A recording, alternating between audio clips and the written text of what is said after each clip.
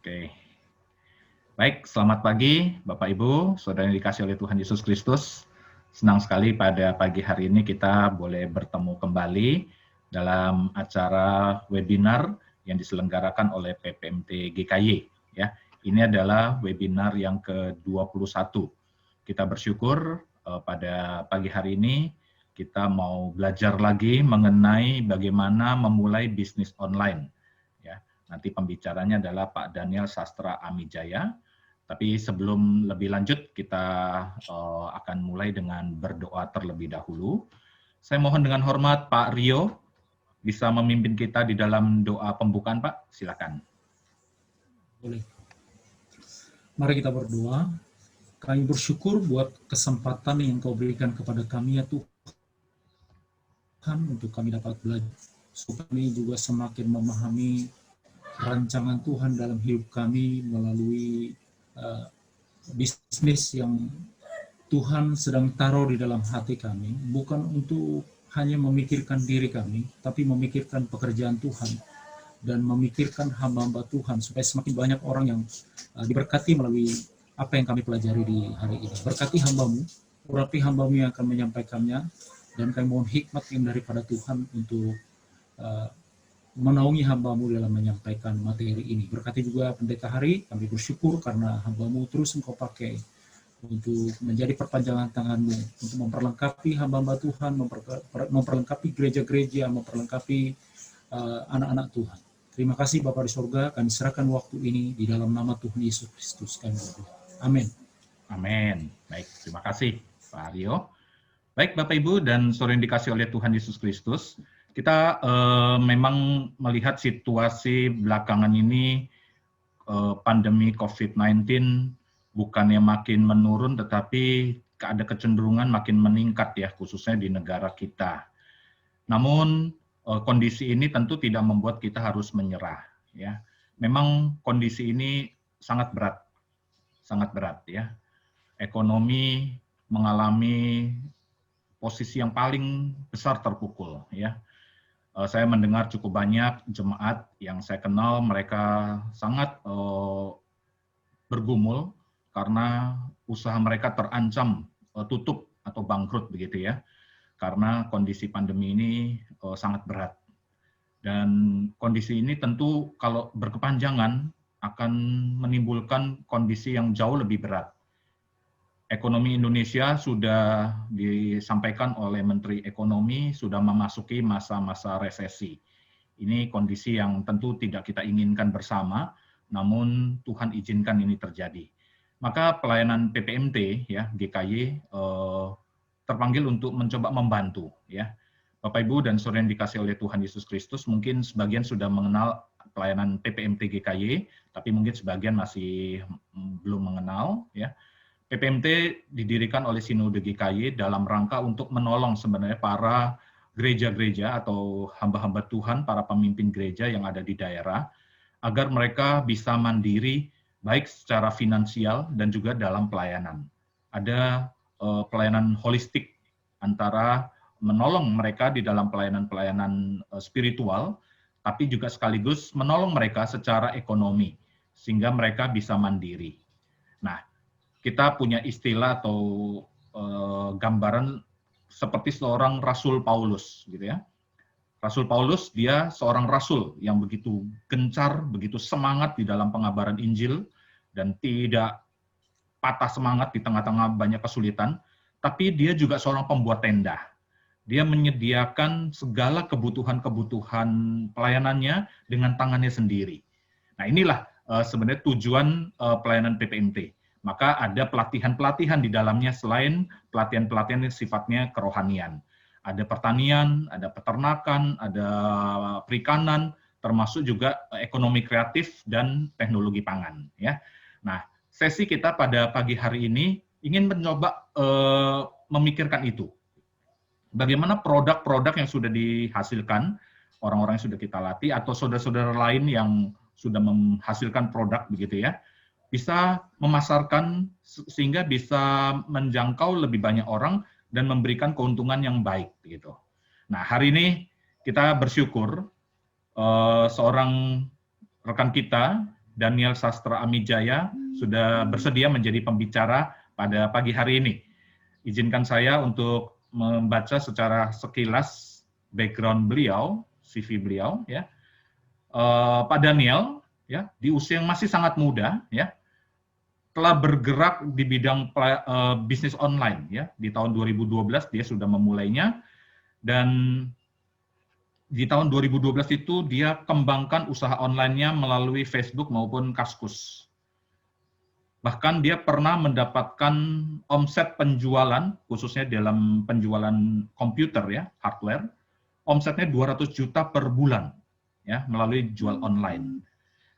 Dia pernah bekerja sebagai distributor dari Samsung HP, ya, HP merek Samsung, dan dia membuat sistem digital marketing di dalam perusahaan di mana dia bekerja itu, dan luar biasanya memberikan dampak yang begitu luar biasa dalam meningkatkan penjualan online HP Samsung pada masa beliau bekerja di sana. Dari omset yang hanya 20 juta per bulan pada sebelum sistem dibuat, menjadi 14 miliar per 11 bulan. Ya. Ini merupakan satu karya yang luar biasa Pak Daniel di perusahaan di mana dia bekerja. Pada tahun 2018 dia mulai memikirkan untuk membuka usahanya sendiri, ya, yaitu bisnis online dengan platform namanya Ikuti, ya, Ikuti Digital Marketing, untuk membantu mitra-mitranya yang bergerak dalam bisnis online dan bisa memasarkan, ya, semua produk-produk yang ada.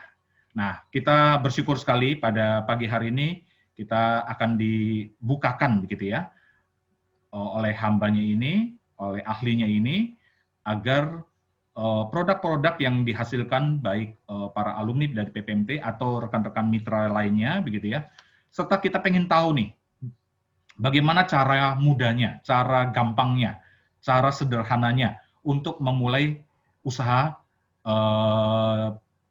pemasaran melalui bisnis online, ya. Ini sekilas yang saya bisa sampaikan melalui pembicara kita pada pagi hari ini, dan nanti silakan bisa dikembangkan melalui diskusi-diskusi kita selama sesi kita berjalan.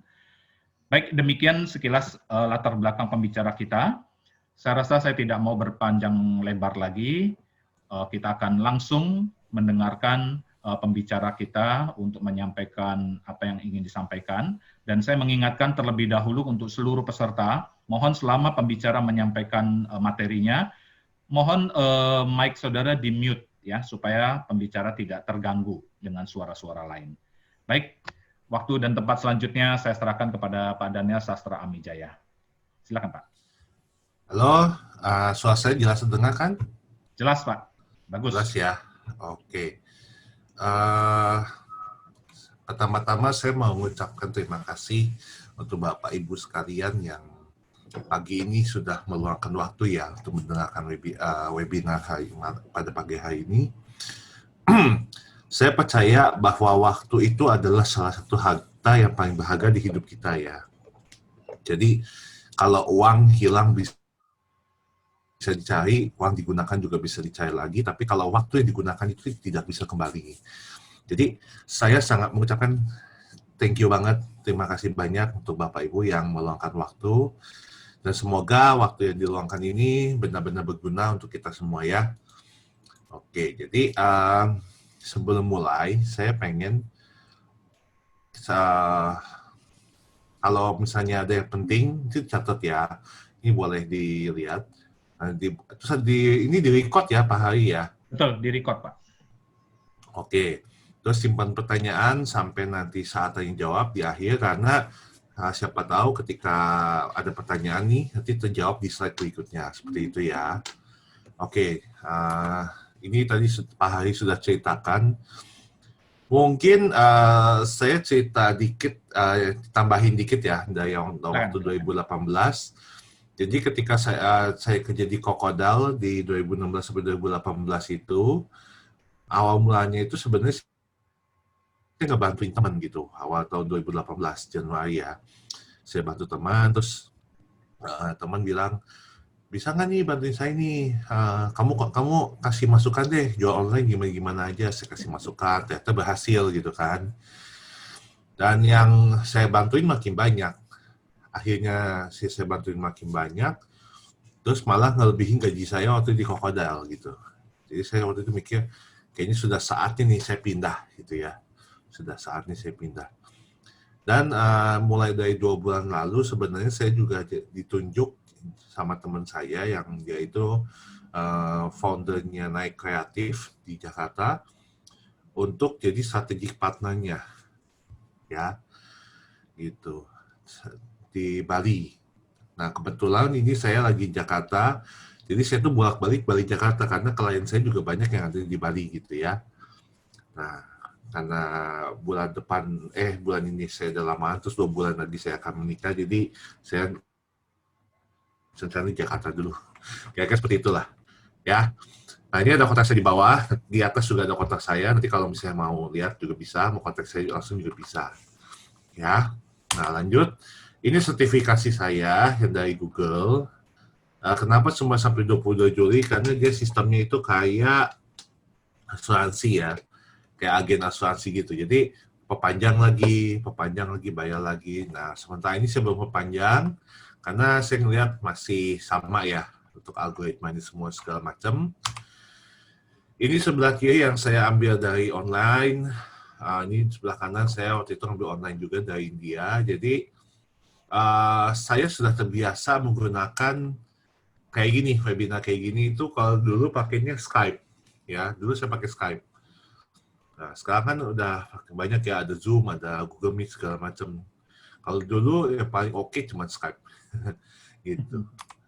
Nah, terus ini saya dari Google UK, Digital Garage. Nah, ini sebelah kanan dari New Skill Academy. Ya. Ini beberapa klien yang pernah saya handle, ini yang di Bali. Ya, terlihat itu naik. Ya.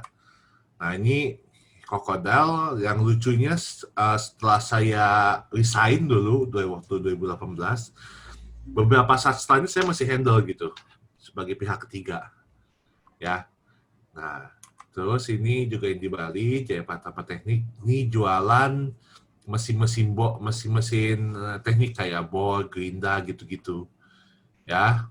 Nah, kalau dilihat ini kan ini hotel, ini fashion, ini alat-alat teknik ya. Jadi sebenarnya semua bisnis itu bisa di-online kan, bisa dibuat jadi digital gitu. Nah, jadi masalah orang-orang tuh terkadang cuma mikir, cuma bisa kuliner aja nih jadi online, cuma bisa retail aja nih barang-barang rumah tangga yang jadi online. Enggak sebenarnya. Semua itu bisa di-online kan. Bahkan ini kalau dilihat di klien-klien saya ini ada Daikin, yang paling bawah ya ada Daikin, terus ada Koperasi, Koperasi Sumber Rizki. Nah itu sebenarnya semuanya itu online gitu, udah bisa di online kan, ya.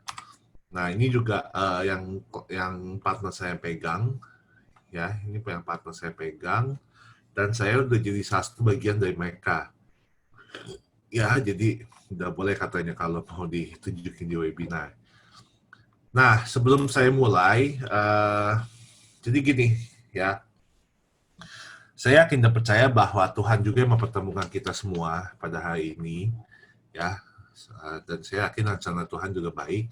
Cuma terkadang kita itu memiliki satu mental block yang apa ya istilahnya ya, yang menghalangi kita dapat ilmu baru, ya. Nah, kayak pemikiran sudah terlambat, aduh umur saya udah segini. Ini gitu kan, apa masih bisa gitu saya ngelatih digital marketing, bisa ya, saya katakan bisa. Itu Jaya Pratama Teknik yang di Bali itu ownernya itu umurnya udah 60 lebih dan dia masih semangat sekali belajar ya, jadi bisa. Nah saya tuh ngebosenin orangnya, atau saya tuh orangnya orang kalau ngomong sama saya nggak bisa lama, bikin bosen kalau sama saya itu.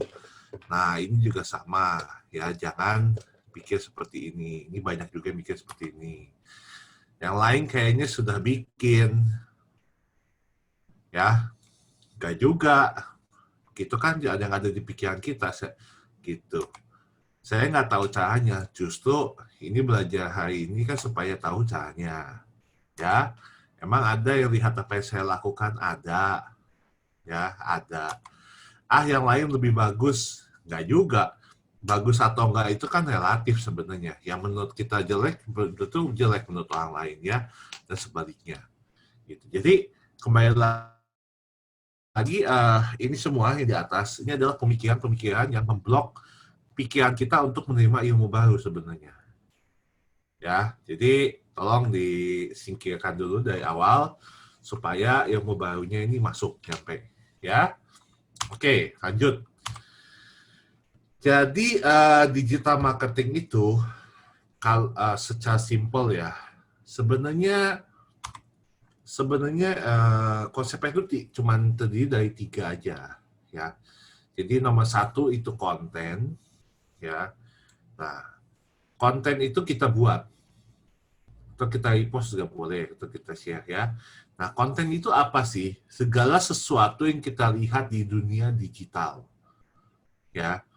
By the way, arti digital marketing sendiri adalah penjualan di dunia online ya. Maksudnya, sorry, bukan jualan. Segala proses marketing yang kita lakukan di dunia online memakai internet. Kata kuncinya adalah internet. Ya. Nah, jadi dalam prosesnya digital marketing itu nggak cuma jualan, banyak. Ada branding, ada marketing. Nanti saya jelasin di belakang ya. Bedanya apa. Nah, jadi konten video itu adalah segala sesuatu yang kita lihat di dunia internet. Mau video, mau gambar, mau teks. Bahkan kita cuma terima teks doang ya di WhatsApp itu termasuk konten. Oke. Nah, kemudian konten atau yang tadi ya yang video, gambar dan teks tadi dan lain-lainnya itu ditunjukkan di mana? Di media sosial. Yang paling banyak ya Facebook, Instagram, terus di search engine ya di Google atau bahkan di e-commerce kayak Tokopedia, Bukalapak gitu-gitu. Ya, ditunjukkan di situ dan siapa yang melihat? Ya. Yang melihat adalah audience ya. Nah, atau mungkin bahasa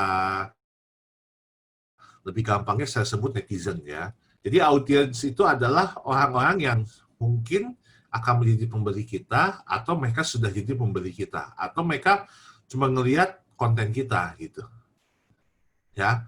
Dan mereka melakukan sesuatu, apakah mereka like, apakah mereka follow, apakah mereka share, apakah mereka cuma lihat doang langsung beli gitu ya. Itu yang paling enak kan, lihat doang langsung beli. Gitu. Nah, kemudian kenapa saya buat melingkar?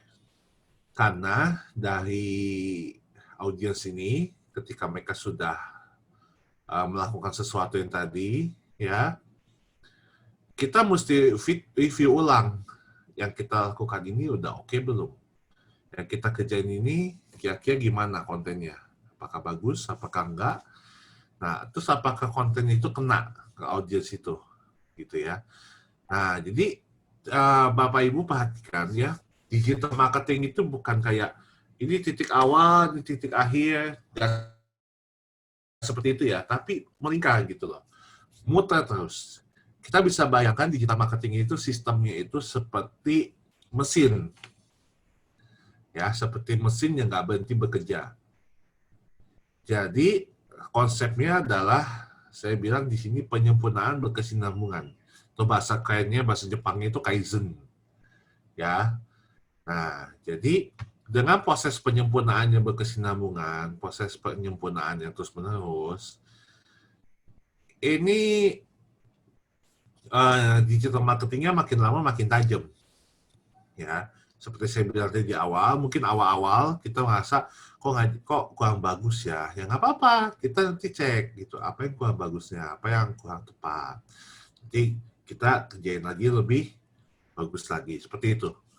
Ya, nah ini yang saya sebut audience funneling.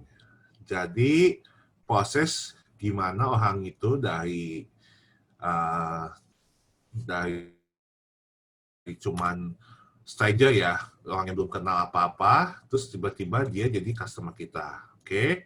Nah, Jadi di sini kita lihat paling atas itu targeted stranger, ya, atau bahasa ini kan bahasa Inggris ya. Kalau saya bahasa Indonesia kan adalah orang yang belum kenal produk kita, belum kenal yang kita jual, cuman mereka itu sudah kita targetkan gitu.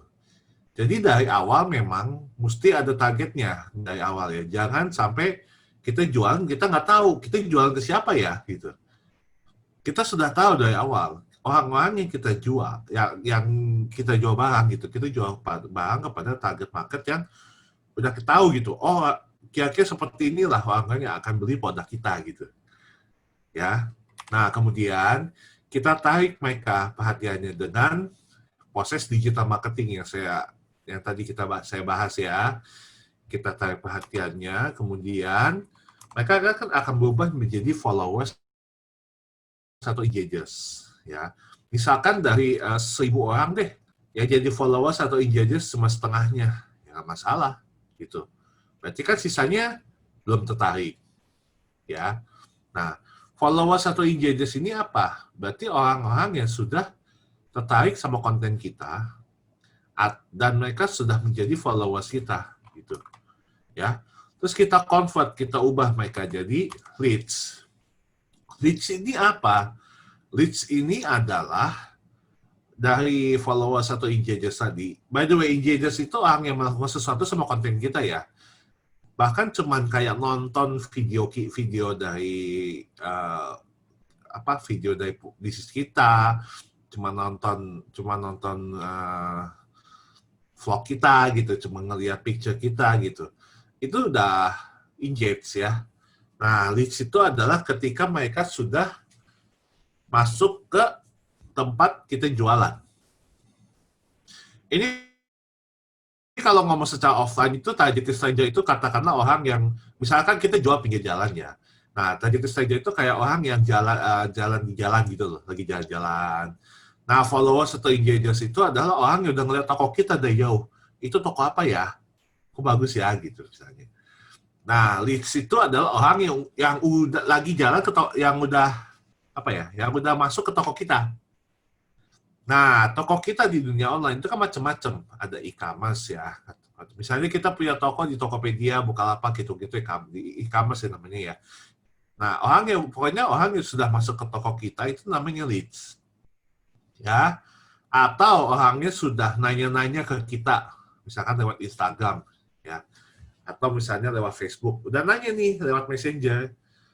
Pak, ini harganya berapa ya? Pak, ini kira-kira cocok nggak buat ini ya? Pak, ini Bu. Nah, itu namanya leads. Ya, gitu. Nah, terus ini nih, semua senang ya. Kita semua pasti senang. Mereka closing, jadi customer. Ya, artinya orang itu sudah melakukan pembelian. Oke? Nah, ketika sudah jadi customer, kita mesti bikin mereka happy, bikin mereka senang. Ya, ini saya ngomongin di like ya. Ketika mereka sudah senang, tentunya mereka akan jadi yang namanya promoter.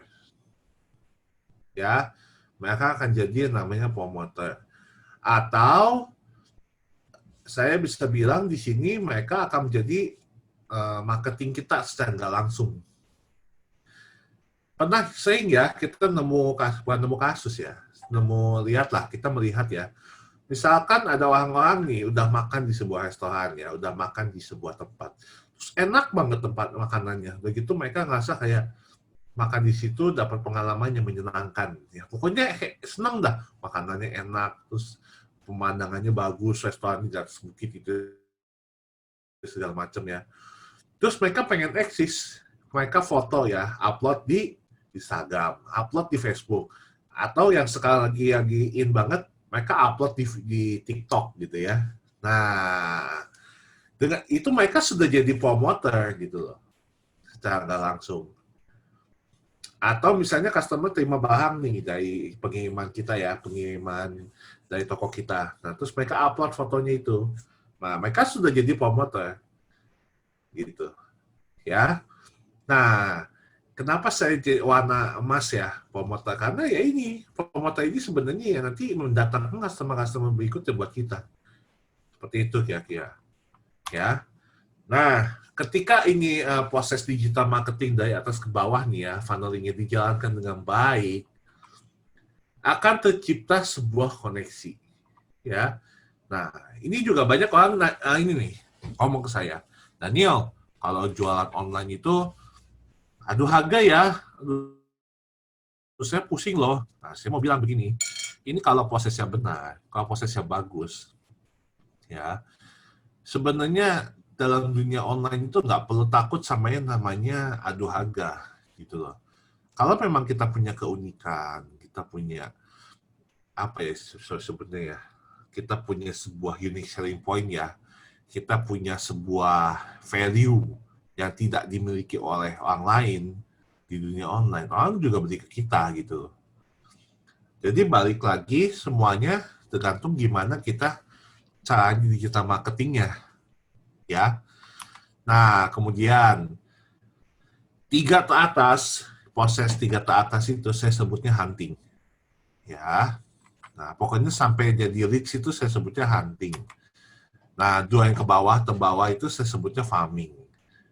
Jadi hunting sama farming kira-kira lebih enak mana? Kalau pasti banyak orang ngomong lebih enak farming, Daniel.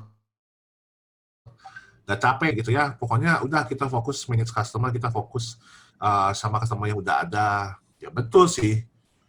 Saya bisa bilang ya betul. Tapi kalau kita nggak hunting, farming nanti digital marketingnya jadi lama gitu loh. Ya, jadi dua-duanya ini tetap mesti jalanin ya, hunting dan farming ya. Jadi farming itu gimana kita manage customer yang udah ada sehingga mereka happy.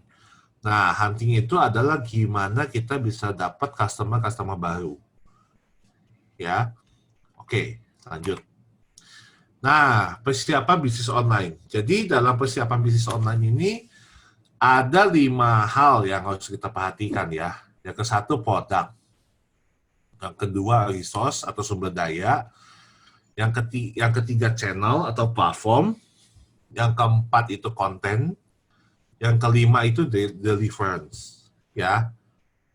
Oke, nah saya akan bahas satu-satu ya, dari produk dulu. Jadi produk online sebenarnya itu ada 4 kunci, ya. Yang ke satu, produk dapat berupa jasa atau barang, ya. Nah, ini produk itu kita mesti punya yang namanya unique selling point. Ini sering miss nih, ya. Unique selling point itu apa? Apa kelebihan produk kita dibanding orang lain? Ya. Kalau memang kita punya produk yang istilahnya semuanya juga semua orang pakai gitu ya. Ya nggak apa-apa. Ini mau ngadunya di mana? Apakah mau ngadu harga gitu ya? Ya silakan aja kalau kuat gitu ya. Nah, apakah kita mau ngadu misalnya gimana cara memasarkannya, apakah cara pembayarannya. Jadi unique selling point itu nggak cuma satu ya. Nggak cuman kayak, unique selling point cuman di harga doang, cuman di fitur doang. Nggak. Bahkan dari cara pembayaran, cara pengiriman segala macam itu sudah jadi unique selling point gitu. Ya. Nah, terus kalau produk kita jasa, unique selling point dapat berupa testimoni atau portofolio. Ini kan pasti beda banget ya. Kayak saya pernah menangani Daikin Bari gitu kan. Saya pernah menangani semua jenis bisnis digital marketing. Jadi makanya saya tahu konsep setiap bisnis itu gimana dalam digital marketing ya. Ini jadi unique selling point saya. Ada teman saya, dia digital marketer tapi khusus kuliner. Ya it's okay. Itu berarti unique selling point-nya dia gitu. Ya. Nah, terus yang kedua kemasan produk. Ini apalagi kalau kita jualan online ya. Ini penting banget kemasan produk. Jadi banyak yang miss nih, ya. Kalau produk kita berupa kuliner atau produk-produk yang istilahnya bukan kuliner ya, tapi mungkin herbal. Pokoknya produk-produk yang dari alam deh, gitu, ya. Nah, itu harus dikemasnya vakum, ya.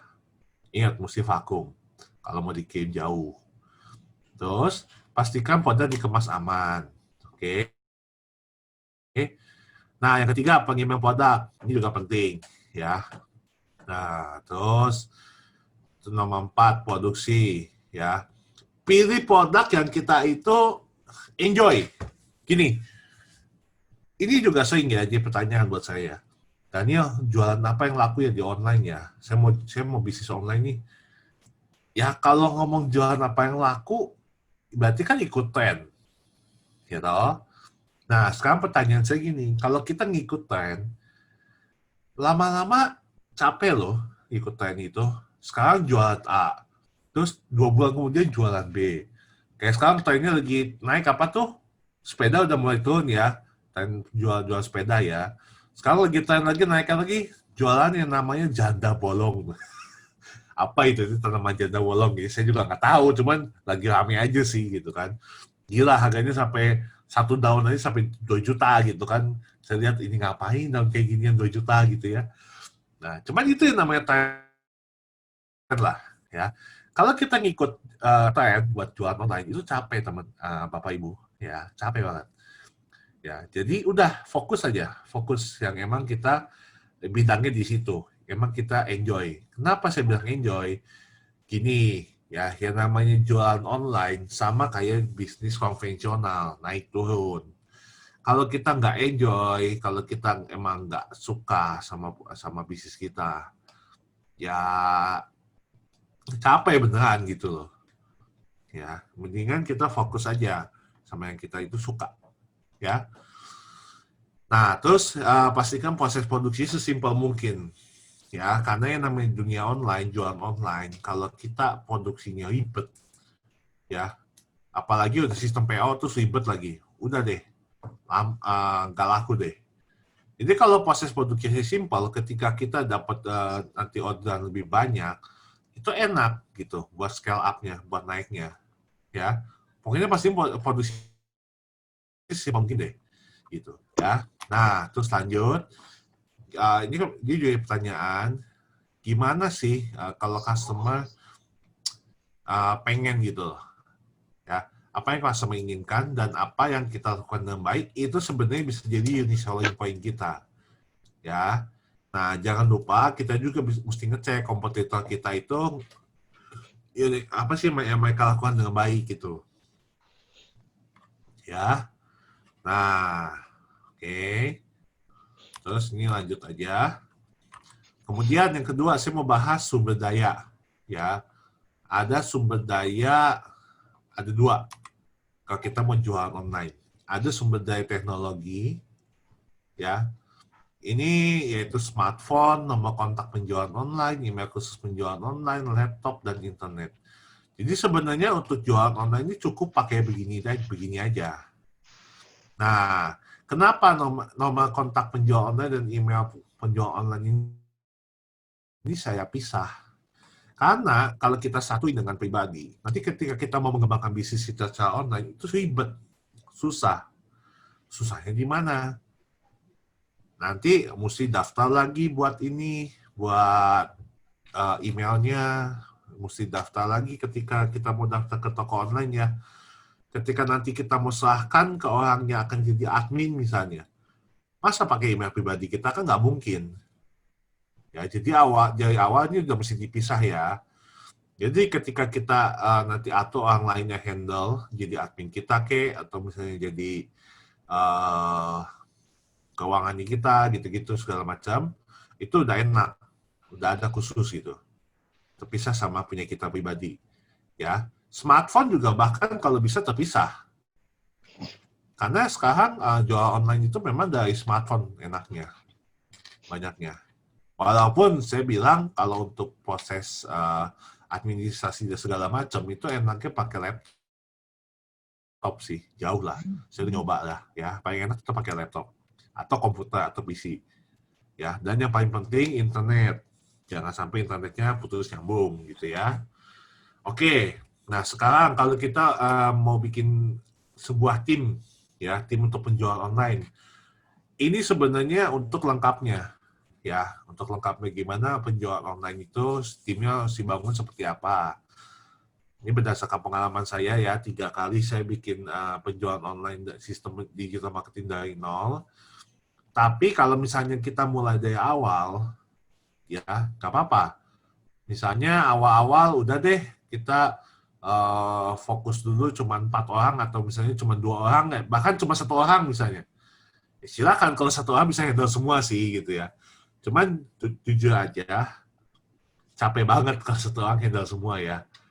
Saya aja saya punya asisten pribadi gitu. Dia buat ngerjain yang lain ya. Nah, kalau misalnya mau ini 2 orang atau 3 orang itu masih oke menurut saya. Ya, jadi tetap mesti dilihat. Ini harus dilihat ya. Kalau misalnya kita mau kembangin jualan online, ya ada kreatifnya, atau misalnya udah deh kalau kreatif awal-awal kita handle dulu nggak apa-apa. Tapi kreatif sama customer management ini udah mesti dipisah gitu, jangan sampai disatuin. Ya, oke. Lanjut.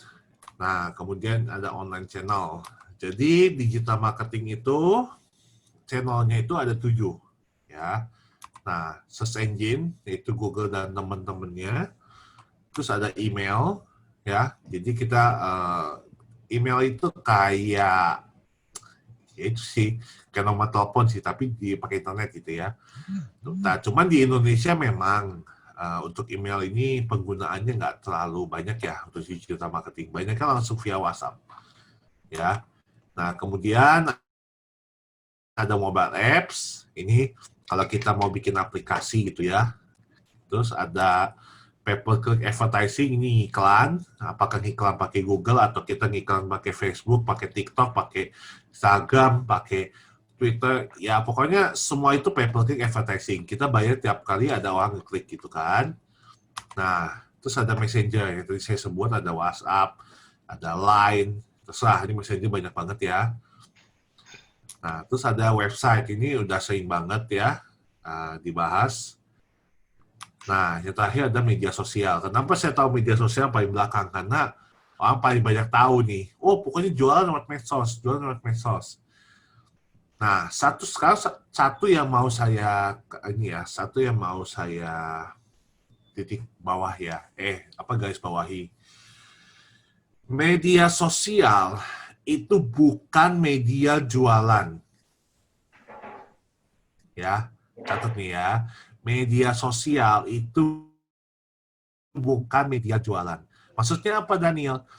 Media sosial itu adalah tempat kita bersosial, ya, ngobrol. Kalau di Instagram mungkin nge-like, nge-follow segala macam. Kalau di TikTok sama ya, semua pokoknya sama. Nah, kita tuh lupa, ya. Kita jadikan media sosial itu media jualan. Dengan kata lain, kita upload foto-foto produk doang. Kita fokus hard selling di situ. Ya, jangan. Ya, kalau kita terlalu fokus pada hard selling di media sosial, orang bosen. Orang ngelihat konten kita, udahlah ini mah isi jualan semua, barang-barang semua gitu. Kesannya kayak media sosial kita jadi kayak apa ya, tukang obat gitu loh ya zaman dulu gitu ya. Nah, jangan kayak gitu. Jadi kalau kita mau masuk media sosial untuk digital marketing ya, itu rumusnya sebenarnya gampang. 80% soft selling, 20% hard selling. Di mana soft selling itu adalah kita menjualnya itu bukan dengan cara nyodorin, nawarin barang. Kita mungkin bisa cerita, saya itu dulu pakai barang ini begini. Atau kita mungkin bisa cerita hal-hal yang berkaitan dengan barang tersebut gitu ya. Nah, saya akan jelasin di sesi bukan sesi berikutnya ya, di sini gimana caranya konten kita itu bisa menjual walaupun soft selling kayak tadi gitu ya. Nah, ini juga sama ya, ada beberapa mental block. Namanya bikin konten itu nggak ada yang namanya benar atau salah ya. Nggak ada yang namanya baik atau buruk, ada yang namanya susah atau mudah, cantik atau jelek. Yang ada namanya tepat atau kurang tepat. Ya, by the way, maaf ada yang bocor soalnya ya. Ini Bu Eliakim, sorry, dan user 17 tadi. Thank you. Nah, terus, ini nih, ya, ini pertanyaan saya. Daniel, emangnya kalau kita soft selling terus, 80% soft selling gitu ya, berguna nggak sih untuk orang itu mau beli barang kita? Apa gunanya konten gitu? Kita bikin konten itu untuk apa? Ya, oke, saya mau kasih sebuah ilustrasi ya. Anggap ini produk kita, jasa atau barang ya. Sorry. Nah, terus kita mau produk kita ini dibeli oleh customer. Sebelum mereka memutuskan membeli sesuatu, pasti mereka mikir dulu kan, kira-kira beli nggak ya? Kira-kira barang ini berguna nggak ya buat saya ya? Kira-kira barang ini bakal kepake nggak ya sama saya ya? Kalau nggak kepake, ngapain beli gitu kan? Nah, ini pikiran itu saya sebutnya mindset.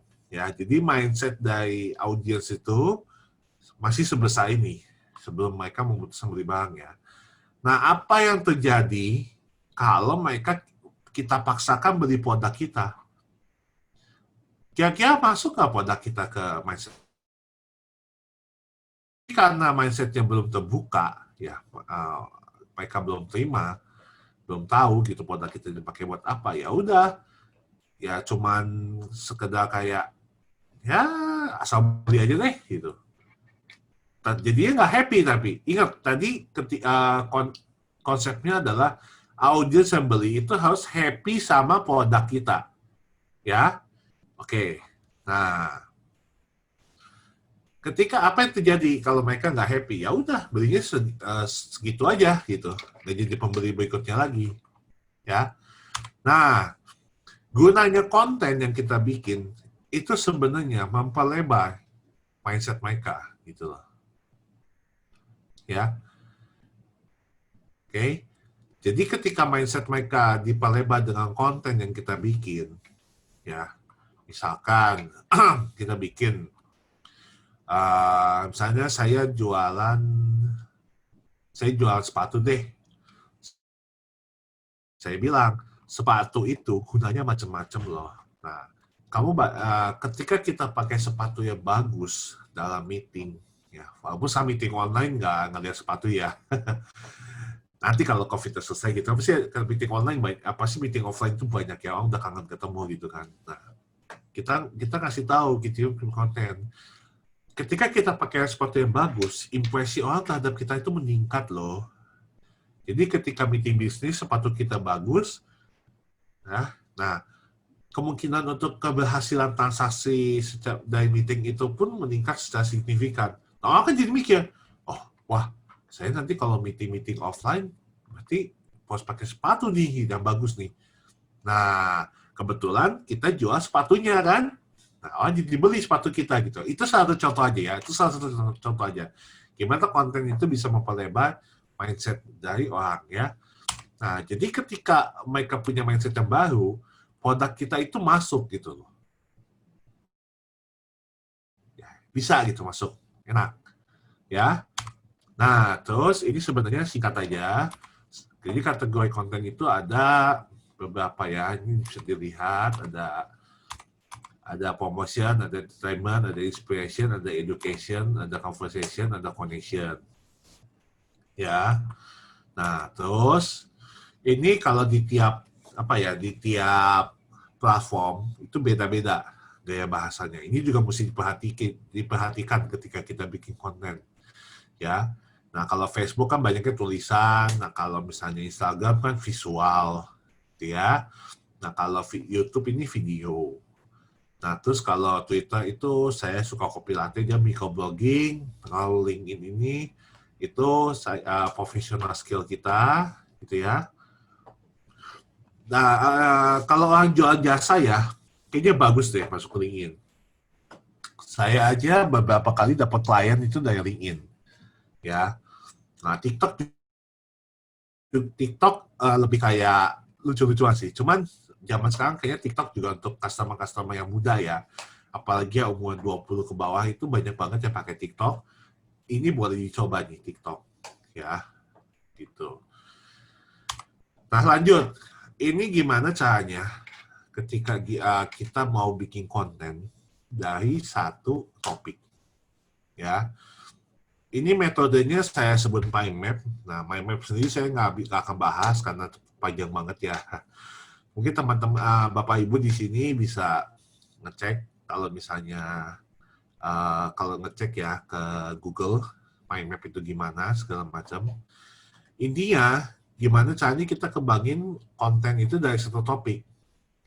Ya, dari satu keyword itu bisa. Ya.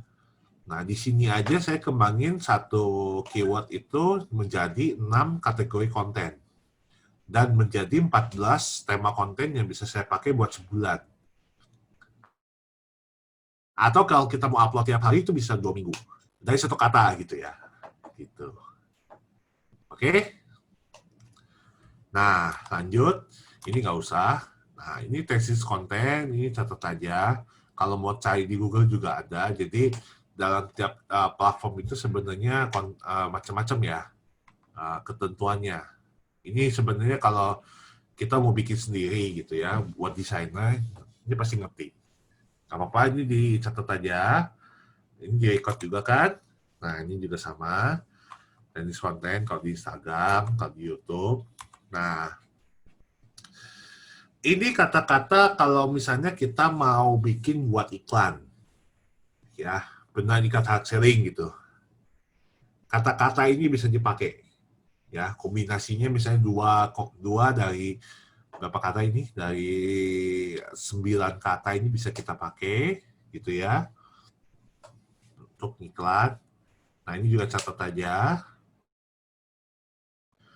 Nah, kemudian ini apa, Daniel? Ini adalah gini, ketika kita mau upload konten kan kita tuh nggak punya apa istilahnya ya.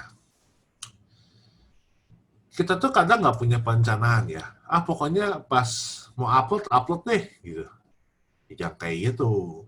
Kita mesti punya schedule atau jadwal. Ketika kita pakai jadwal untuk upload konten, itu enak loh, benar enak. Jadi nggak ada yang namanya telat upload lah. Nggak ada yang namanya seminggu aja upload, minggu depannya nggak upload gitu ya. Atau kayak kemarin tuh kan Hari Batik Nasional ya. Kemarin Hari Batik Nasional. Ada tuh teman saya lupa. Padahal dia jualan baju batik.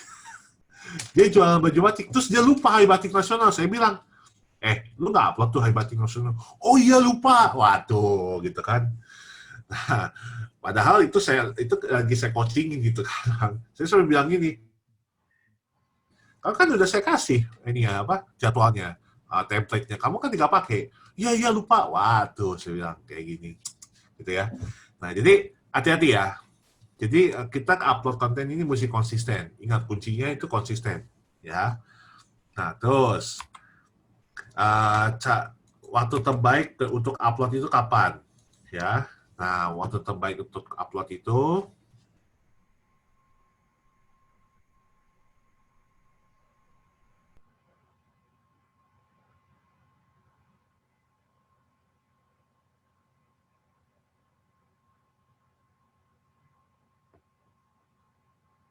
Halo Pak Daniel.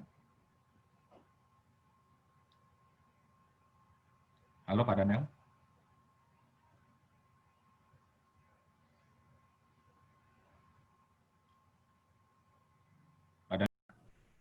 jadi kita mesti nolong orang lain dulu, apapun yang bisa kita tolong, ya, dari produk kita. Nah, rumusnya sebenarnya gampang, ya. Rumusnya itu umpan, pendapat, dan call to action. Ya, rumusnya ini. Nah, ini contoh aja. Jadi umpan itu adalah saya sebutnya yang bikin orang tuh ngelirik konten kita ya. Judulnya, nah tapi jangan clickbait. Kalau clickbait kan judulnya apa, isinya apa, beda jauh gitu ya, nggak tahu ya. Apaan ini gitu ya. Kalau judulnya dengan apa, minum ini bikin kamu lebih kuat loh, nggak pernah sakit gitu ya. Wih, gila nggak pernah sakit itu pas baca dalam bawahnya, pas baca isinya apaan itu nggak pernah sakit apa nggak ada gitu ya. Nggak boleh kayak gitu ya. Jadi tetap judulnya umpan. Nah terus pendapat ya, pendapat itu adalah kita sebagai expert di bisnis itu bagaimana pendapat kita, apa yang kita sebutkan gitu ya, apa yang kita kerjakan gitu ya. Nah terus call to action itu gimana kita itu minta audiens itu melakukan sesuatu, apakah mereka follow, like, atau subscribe, atau apapun lah. Ya, nah, atau misalnya mereka kita minta mereka save atau share gitu, itu juga boleh. Ya, oke, ini juga saya lewat. Nah, yang terakhir adalah deliverance. Ya, jadi deliverance itu adalah ketika kita punya toko online, kita mesti memastikan bahwa kita punya produk, kita punya barang, itu terdeliver dengan baik ke tangan klien. Oke? Gimana caranya? Nomor satu, time limit itu penting.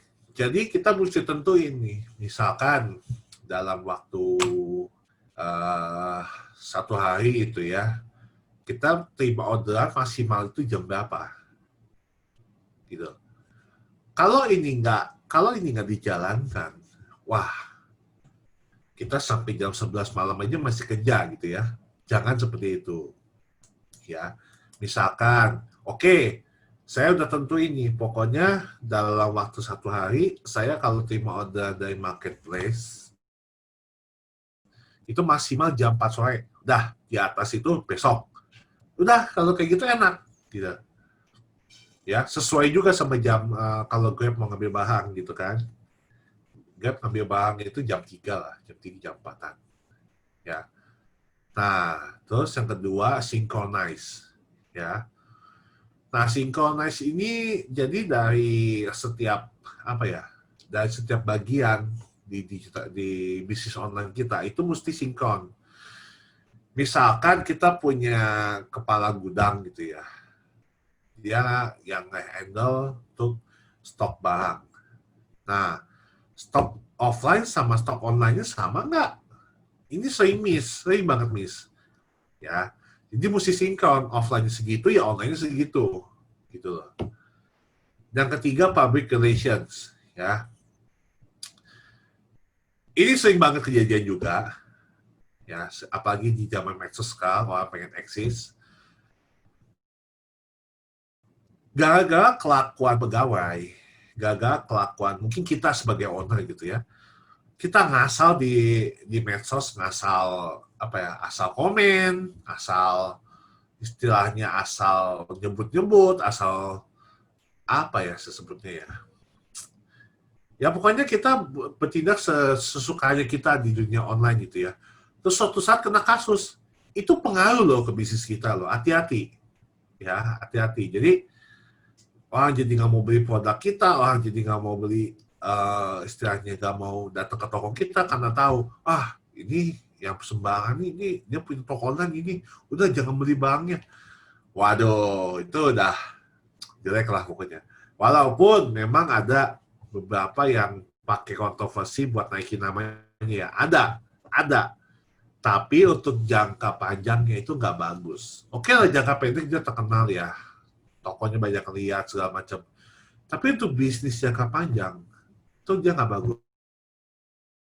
Ini deh, Bapak Ibu coba lihat ya, bisnis-bisnis yang bertahan lama itu biasa ownernya ya nggak pernah komen macam-macam di dunia online, gitu. Atau pekerjaan itu nggak pernah komen macam-macam. Rata-rata komennya general, rata-rata komennya yang bagus-bagus itu. Jadi untuk jangka panjang memang seperti itu. Ya, ini juga hati-hati ya. Nah, kenapa saya masukkan dalam deliverance? Karena ya masuk dalam ketika kita menyampaikan barang customer kan. Jangan sampai customer udah terima barang terus lihat ini kita bermasalah gitu ya sama karena kelakuan kita segala macam, terus mereka udahlah kerja dibeli lagi ke dia, males gitu ya. Terus tiba-tiba orang malah jadi ngejek-jekin produk kita gitu kan. Ya hati-hati aja gitu. Ya. Udah sih, sebenarnya segini aja. Nah, kita masuk dalam sesi tanya jawab ya. Silakan Pak Hari sebagai moderator. Ya. Baik, makasih Pak Daniel udah Ya. men-sharingkan mengenai beberapa hal yang penting terkait dengan bisnis online ya. Ini apa yang tadi sudah disampaikan sebenarnya memberikan satu wawasan dan gambaran kepada kita pentingnya usaha yang kita sedang bangun dan kita pasarkan lebih luas melalui usaha online. Bapak Ibu peserta webinar pada pagi hari ini, silakan saya memberi kesempatan kepada saudara untuk bisa menyampaikan pertanyaan ya. Saya perhatikan di chat room tidak ada yang mengajukan pertanyaan.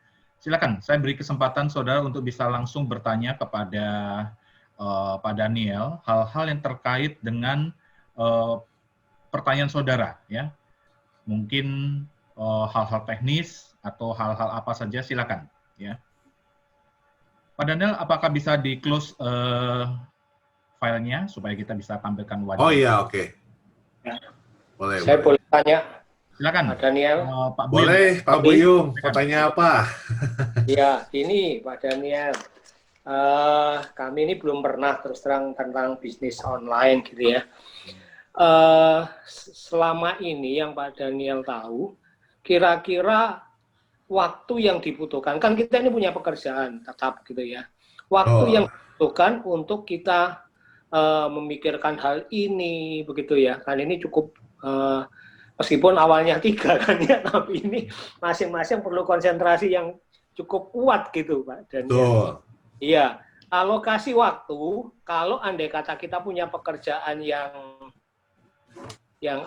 tetap mungkin mulai jam 8 pagi sampai jam 5 sore begitu Pak Daniel. Kira-kira bagaimana ya ini? Nah, itu mesti ada komit waktu sih. Gitu ya, ada komit ya, waktu. Jadi minimal misalnya sehari ya, mungkin 3 jam lah. Nah, dari jam 6 sampai jam 9 malam. Ya, gitu. Jadi memang, ya saya ngomong pahit-pahitnya aja ya, bukan. Iya, enggak apa-apa. Saya nggak ngomong yang bagus-bagus ya. Iya. Oh bisa kok sampingnya gitu, nggak bisa. Dulu aja, ini pengalaman saya ya, dulu aja ketika saya masih kerja di Kokodal, awal 2018 itu ketika saya sampingkan dari sini ya, saya tuh kerjain di luar jam kantor. Jadi saya kalau meeting sama klien, itu saya bisa ketemu itu pasti malam, jam 7 malam, jam 7 ke atas. Kadang-kadang saya meeting malam, jam 10 malam, kadang-kadang. Ya. Dulu itu saya kerja di Dayfluid ya, di Kokodal itu. Dan di sana itu ada kedai kopi ya. Aduh, saya lupa nama kedai kopinya. Pokoknya dia buka dari jam 24 jam. Dia buka 24 jam. Kadang-kadang saya meeting malam, jam 9 malam sampai jam 11 malam gitu. Ya, resiko gitu. Resiko. Jadi memang nggak mungkin kalau kita nggak komit waktu, nggak mungkin jalan. Itu nggak mungkin. Jadi memang mesti komit waktu. Misalkan saya 3 jam. Yang ngapain terserah. Apakah mau bikin konten, apakah mau upload produk, apakah mau, kalau misalnya semua mesti kita handle sendiri ya, apakah mau jawabin pertanyaan customer gitu ya, terserah. Apapun. Ya, seperti itu. Jadi, memang mesti itu, kalau kayak, udahlah sampingan, saya kerjain ngasal aja deh, sehari setengah jam aja saya buka gini doang, ya nggak jalan sih. Gitu.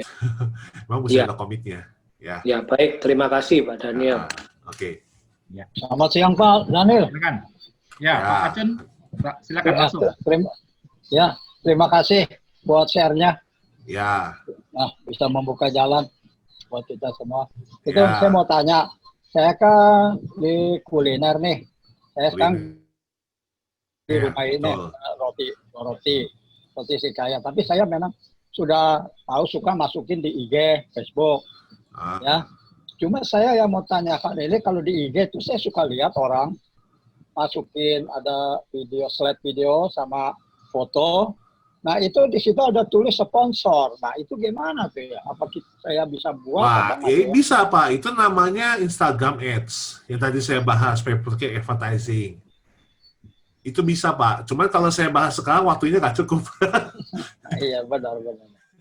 Saya kalau bahas kelas ads saja itu dulu saya bulan lalu aja ada klien belajar sama saya itu 4 kali pertemuan kali 2 jam Pak. Ya, itu aja belum semua kebahas. Oh, gitu Ya, ya. itu bisa Pak, itu bisa. Tapi itu kita ngiklan. Ya, pakai Instagram, gini, Instagram itu Instagram uh, saya sendiri ya, punya apa gimana? Instagram Bapak sendiri punya. Gitu. Tapi ya itu mesti belajar dulu ya. Kalau ngasal dari awal sih ya jadinya nanti nggak efektif Pak. Betul. Jadi malah buang-buang duit gitu. Nah jadi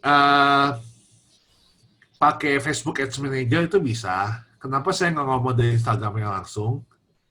Karena gini, kalau dari Instagram langsung itu targetingnya nggak sebagus kalau kita pakai Ads Manager Pak.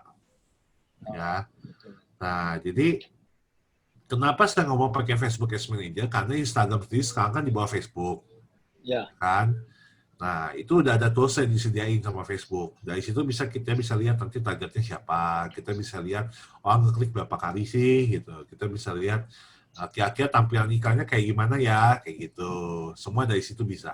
Oh, jadi kita masukin di Ads Manager ya? Ya, nanti kita masuk Facebook Ads Manager. Kalau Bapak mau belajar sendiri, ya bisa. Itu namanya Facebook Blueprint. Ya, di Google aja. Ini saya ketik di sini ya. Saya ketik di sini bentar. Saya ketik di chat. Facebook Blueprint. Nah, itu di Google aja. Kalau mau belajar iklan ya sendiri ya. Tapi itu bahasa Inggris ya. Itu bahasa Inggris. Ya. Nah, lengkap deh. Semua diajarin. Dari situ bisa ya Pak Daniel? Bisa, kalau mau belajar sendiri bisa ya. Silakan belajar sendiri. Kalau mau sama saya nanti kontak saya aja ya, kita bisa atur waktu segala macam pertemuan. Ya itu ada satu klien saya bulan lalu itu belajar aja 4 kali sebulan, itu belum semua. Tapi dia mau jalanin dulu katanya. Kok jalanin dulu deh, nanti kalau bisa ada kurang lagi baru kita kontak lagi. Oke, silakan gitu. Itu masih belajar basic gitu. Yang sebulan itu, ya. Oke, kira-kira seperti itulah. Oke, terima kasih Pak Daniel. Ya, siap. Tuhan berkati. Ya, sama-sama. Pak Daniel, ini ada yang tanya. Ada yang tanya, namanya Tony. Dia tanya istilah dropship. Itu apa maksudnya? Dropship itu gini. Kita nggak punya barang, tapi kita punya kemampuan digital marketing. Jadi kita jualin produk orang, ya, di online. Tapi kita nggak punya barang. Ini kayak saya dulu jual komputer, Pak. Oh, oke. Nah, oke, saya cerita aja waktu saya jual komputer dulu ya. Silakan. Jadi, dulu itu saya jual komputer, itu saya benar-benar modal dengkul, modal doa ya. Modal doa dan omongan. Doa gitu sama Tuhan, ya Tuhan, ini gue jual semoga laku gitu ya. Sama modal omongan gitu, sama modal foto. Jadi saya datengin tuh supplier komputer yang waktu itu di Bandung. Saya ngomong ke mereka, ini tahun 2012 ya. Ini tahun 2012. Jadi Tokopedia, Bukalapak tuh pokoknya belum ada deh. Dulu mah Kaskus namanya ya, buat jualan gitu ya. Nah, saya datengin terus ngomong ke mereka, bro, coy gitu ya, sis, gua mau jualin barang lu. Terus mereka nanya kan, toko lu di mana? Gua nggak punya toko. Lalu gimana mau jualan? Gua mau jualan online. Emang bisa jual komputer online? Bisa. Saya diketawain gitu kan. Wah, mana mungkin lu bisa, gila. Orang mau beli komputer kan lihat barang dulu gini.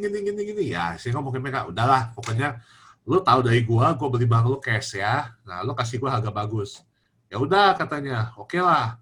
Lu gua kasih harga bagus, tapi asal lu belinya cash katanya. Ya udah gitu kan. Itu dropship. Saya nggak punya barang dari mereka. Saya nggak nyetok loh. Saya benar-benar nggak nyetok. Jadi saya cuma minta foto dari mereka. Lu punya nggak foto-fotonya? Punya nih. Mereka ngasih kan foto-fotonya segala macam. Udah deh. Saya jual di Kaskus, di Facebook gitu ya. Nih ada rakitan gitu kan. Nih ada komputer buat kantor gitu ya. Ada komputer buat kerja. Spesifikasi ini. Jamin kerja lu oke gitu ya. Nah, dulu saya masih hard selling. Masih dodol jualannya ya dulu. Namanya juga baru mulai, otodidak lagi. Saya nggak pakai soft selling dulu, ya. Baru saya tahu itu salah. Ya, itu aja dulu hard selling banget gitu ya. Itu lumayan, tapi 1 juta per bulan gitu ya. Nah, jadi itu namanya dropship. Ketika orang tertarik sama produk saya, mereka bayar. Mereka bayar. Saya udah tahu, ini orang udah tertarik nih sama barang saya. Nah, kalau sekarang Tokopedia Bukalapak, itu kan uangnya nggak bisa masuk dulu ya. Uangnya ditahan dulu sama mereka. Kalau dulu, di Kaskus, itu ada namanya Rekber, rekening bersama. Yang mirip Tokopedia lah sebenarnya. Uangnya tahan dulu di sana gitu ya. Ada kayak orang yang nahan gitu. Nah, kalau saya dulu gini, lo kalau misalnya mau beli barang saya, ya, lo DP dulu deh, 40%. Wah, kalau lo nipu gimana segala macam? Boleh datang ke rumah gue di Bandung nih, saya kasih alamat rumah saya ya, datang aja. Datang lo kasih cash 40% juga boleh, silakan yuk ketemu saya seorang. Ya, ada yang nggak jadi, ada yang jadi. Ya kira-kira 80% orang ya udah percayalah transfer gitu kan 40%. Nah, ya udah sisanya gimana? Saya talangin. Saya beli gitu kan, ambil ke dropship, gitu, ke supplier kan. Nah, waktu lagi tinggi-tingginya 200 juta per bulan itu supplier nanya ke saya, "Bro, lu gimana sih jual online gitu?" Kok gue bingung ya. ada klien yang lain gitu ya, jual pakai toko tapi nggak sebagus lu gitu jualannya. Ya jualan aja, upload saya bilang gitu kan, saya ceritain gimana caranya. Sekarang malah dia pernah jadi klien saya sih, dia 2 bulan waktu itu. Saya ajarin gitu kan, saya coaching gimana cara jual online. Terus sudah selesai gitu ya. Nah, kira-kira seperti itulah. Ya, namanya dropship itu. Jadi kita nggak punya barang, kita nggak punya stok, tapi kita punya kemampuan digital marketing, kita jual foto. Nah itu bisa. Ya. Apa bedanya dengan reseller? Ya sama sih. Sama ya. Jadi reseller itu kan ada 2, kita stok barang atau enggak. Kalau kita stok barang ya udah reseller beneran kan. Kalau kita nggak stok barang itu namanya dropship. Ya gitu aja. Oh, oke. Ya. Nah, dropship itu kan bisa kita pesan dulu barangnya ke tempat kita terus dikirim ke tempat klien, atau kita ngomong ke supplier, "Bro, ini gua ada pembeli nih, lu kirim ya ke dia ya. Alamatnya ini." Nah, jadi supplier yang kirim barang. Ada yang begitu. Jadi dropship sendiri macam-macam tipenya. Oke. Gitu. Ya. Ya walaupun sekarang banyak banget sih supplier mau kayak gitu loh. Jadi dia tinggal terima aja dari istilahnya dropshippernya dia. Oh, ini alamat pembelinya nih. Ya udah kita kirim sebagai supplier gitu. Nah, itu butuh koordinasinya mesti bagus banget tuh. Kalau nggak bisa salah. Kirim kemana jadinya beda tempat gitu, beda alamat. Wah, udah deh ribet. Ya. Gitu ya. Nah, seperti itu. Oke. Ini ada yang nanya ada yang nanya lewat saya private. Ada poin-poin penting yang harus diperhatikan upload di medsos yang berhubungan dengan copyright atau berhubungan dengan hukum, ya, dari Pak Sukian ya. Oh, oke. Silakan. Ini bagus juga, pertanyaan bagus banget ya. Nah, ini emang penting.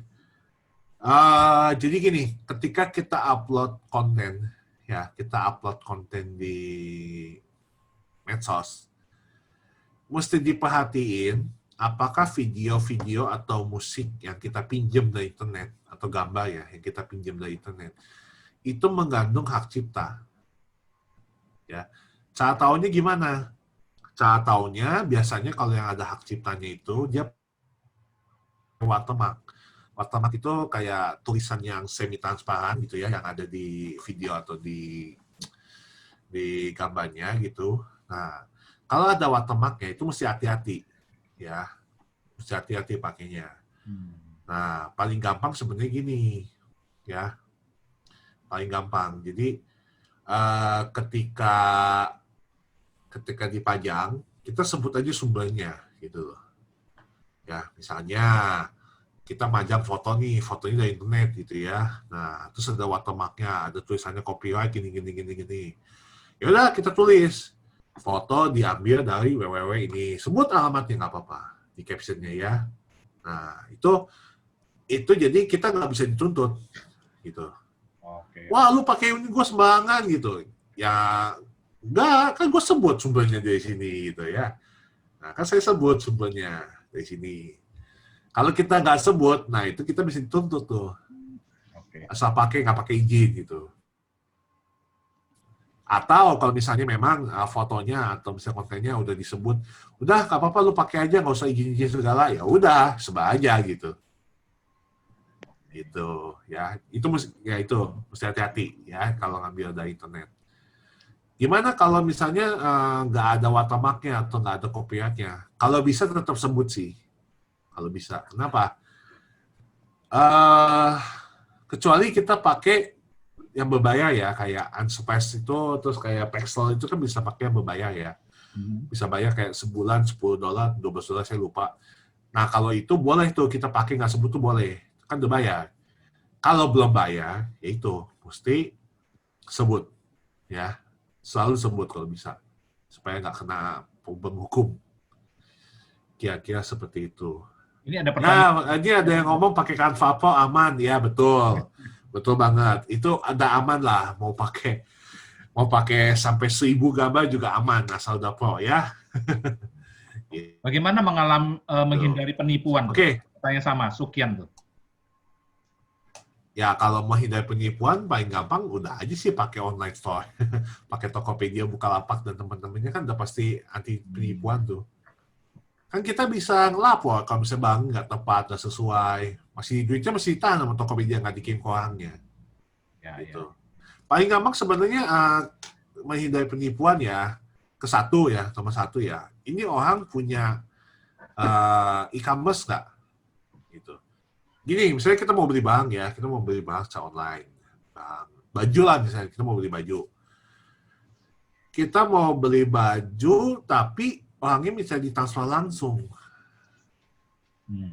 Ya. Nah, itu mesti hati-hati banget. Ya, itu udah mesti hati banget ke satu ya. Ketika dia nggak punya toko online, nggak punya Tokopedia, nggak punya Bukalapak, Shopee segala macam, itu mesti hati-hati ya. Udah kayak lampu kuning lah, saya bilang ya. Yang kedua, kalau nama di nomor rekening sama nama orangnya udah beda, itu udah lampu merah menurut saya. Ya. Oke. Udah istilahnya nggak usah transaksi deh, gitu. Kenapa? Satu ya tadi ya, buka toko online itu gampang banget. Ya, cuma butuh tadi saya sebut smartphone sama nomor email sama nomor khusus, selesai, udah bisa buka Tokopedia gitu.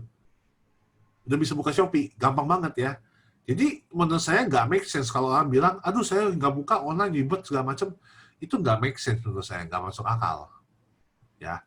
Nah yang kedua, nama rekening udah beda, itu juga udah nggak masuk akal menurut saya. Ya. Buka rekening udah gampang banget, MBC aja udah buka pakai handphone, sekarang udah bisa buka rekening gitu. Cuman upload KTP, ya kayak gini, ya ada lagi Genius itu ya dari BTPN itu juga udah gampang banget. Ya, jadi udah nggak, kalau bisa dia bilang, iya pakai rekening suami, pakai rekening saudara, segala macam, itu udah, ya sorry buat saya itu udah lampu merah sih gitu. Kalau udah nggak ada toko online, nama rekening beda, mending nggak usah transaksi sekalian. Gitu. Jadi biar nggak mengalami penipuan, ya itu tanya, lu punya toko online nggak? Nah, kalau dari punya toko online, Tokopedia, ya udah, mending transaksinya di situ aja, Tokopedia atau di Shopee gitu. Oke. Ya, lagian sebenarnya kalau kita jual barang ada mahal, ya jutaan gitu ya, kayak misalkan 4 juta, 3 juta, 2 juta gitu ya, atau 1 juta deh. Sebenarnya kalau jualan pakai toko online itu enak loh, orang bisa nyicil. Ya, kayak saya kan punya, jadi sebenarnya kayak saya bulan ini tuh saya ada sertifikasi digital marketing, saya udah bikin, itu mulai tanggal 12 Oktober itu mulai kelas. Saya itu bikin di Tokopedia loh, buat orang yang mau nyicil pakai kartu kredit. Kan itu harga sertifikasinya digital marketingnya kan 3,8 juta. Saya bikin di Tokopedia, nyicil bisa 12 kali. Jadi bayarnya nggak enak kan, nggak terlalu mahal gitu. Tiap bulannya 300.000 gitu kan. Jadi itu sebenarnya mempermudah kita sebagai pemilik bisnis online buat jualan dan sebagai pembeli mereka bisa nyicil gitu kan, bisa dapat rasa aman itu gitu. Ya, kira-kira seperti itulah. Oke. Ya. Satu lagi, Pak Dani, boleh sedikit aja. Silakan, Pak. Boleh. Lagian waktunya 50 menit ya, bukannya kau tanya jawab Pak Hari. Enggak. Ya, masih ada. Ya, Masih saya ada mau waktu. tanya Silakan, sedikit silakan. tadi. Ya, Ya. tadi tentang seller tuh, yang ada orang tanya tentang seller. Dropship seller sama seller. Kan Ah, seller itu kan tadi dikatakan beli langsung gitu ya. Seller. ya. Nah, ini yang di roti saya ini orang udah berapa kali ada yang mau beli seller sama saya. Nah, itu kalau dia sudah beli sama saya itu kan harus beli putus. Betul. Nah, sudah beli putus, nah, dampaknya itu apakah nanti kalau misalnya dia ngolahnya, misalnya ada sisa, nggak bisa habis, takutnya basi gitu. Nah, yang saya ragu itu takutnya dia bawa-bawa dari merek nama roti saya. Ini jadi saya ragu ini. Nah, solusinya gimana nih Pak Daniel? Kira-kira? Oke, ini saya mau nanya, kalau buat yang tadi dia orang yang dia jualan lagi itu dia kayak rotinya itu dibungkus ulang atau udah bungkusnya itu aja dia pakai? Enggak, jadi kita langsung dia, pembeli langsung kita polesin gitu. Maksudnya dipolesin itu gimana? Ya kasih mentega gitu. Oh, jadi maksudnya bukan, saya mau nanya, di bungkusnya itu ada nama mereknya nggak? Kalau yang di saya mah ada. Kalau saya orang udah tahu yang saya punya merek. Oh, Kalau jadi ini orang yang belum dia nggak tahu, dia tahu gitu. Bisa nggak saya jadi seller gitu? oh, nah gini aja, itu kan saya mau nanya di bungkusnya ada ini nggak baik dikonsumsi sebelum tanggal berapa? Itu ada nggak? Nah, ya kalau saya sih memang tiap kali ngomong sama konsumen itu paling lama 12 jam. Mesti di ini sih, mesti di ini Pak Acun, mesti ditulis di bungkusnya baik dikonsumsi sebelum tanggal sekian, gitu. Jadi ketika kita bikin seperti itu, kalau misalnya dimakan di atas tanggal segitu ya istilahnya udah nggak tanggung jawab gitu loh, kan saya udah nulis baik sebelum tanggal sekian gitu. Iya, iya. Ya jadi kan istilahnya kita nggak bisa dituntut juga gitu. Kok roti nggak enak, gini. Resellernya jadi ngambek ke kita gini. Ya kita kan dia ngomong, lah baca nggak nih? Kan sudah nulis. Kalau Baik dikonsumsi sebelum tanggal sekian gitu. iya, ya itu ide bagus. Nah ini kan konsumen yang di saya semua tahu, mereka sudah tahu. Ya cuman kan kalau misalnya resellernya kan belum tentu konsumennya ngerti gitu. Jadi iya, betul. kita ambil amannya aja gitu. Ya pokoknya kita tulis aja ya kalau misalnya belum bisa di print pakai apa ya saya sebutnya ya, pakai Tom and Jerry ya, stiker label itu ya. Benar ya namanya? Tempel aja ya. Ya tempel aja sebelum tanggal sekian gitu. Ya kalau dia kan nggak mungkin pakai merek saya juga, pasti dia jual sendiri kan. Seperti kayak tukang kue orang gitu. yang reseller itu beli rotinya saja, tapi kemasannya dia pasang sendiri, Pak Daniel. Ya benar, itu dia yang jual sendiri. Ya kita kasih tahu ke dia gitu. Gini deh, biar sebenarnya paling gampang tetap gini ya Pak Acun. Walaupun ke reseller ya, supaya dari kita nggak ada salah, kita tetap kasih tanggalnya ke dia. Kalau misalnya dia ubah sendiri, ya salah dia gitu, bukan salah kita. Iya betul.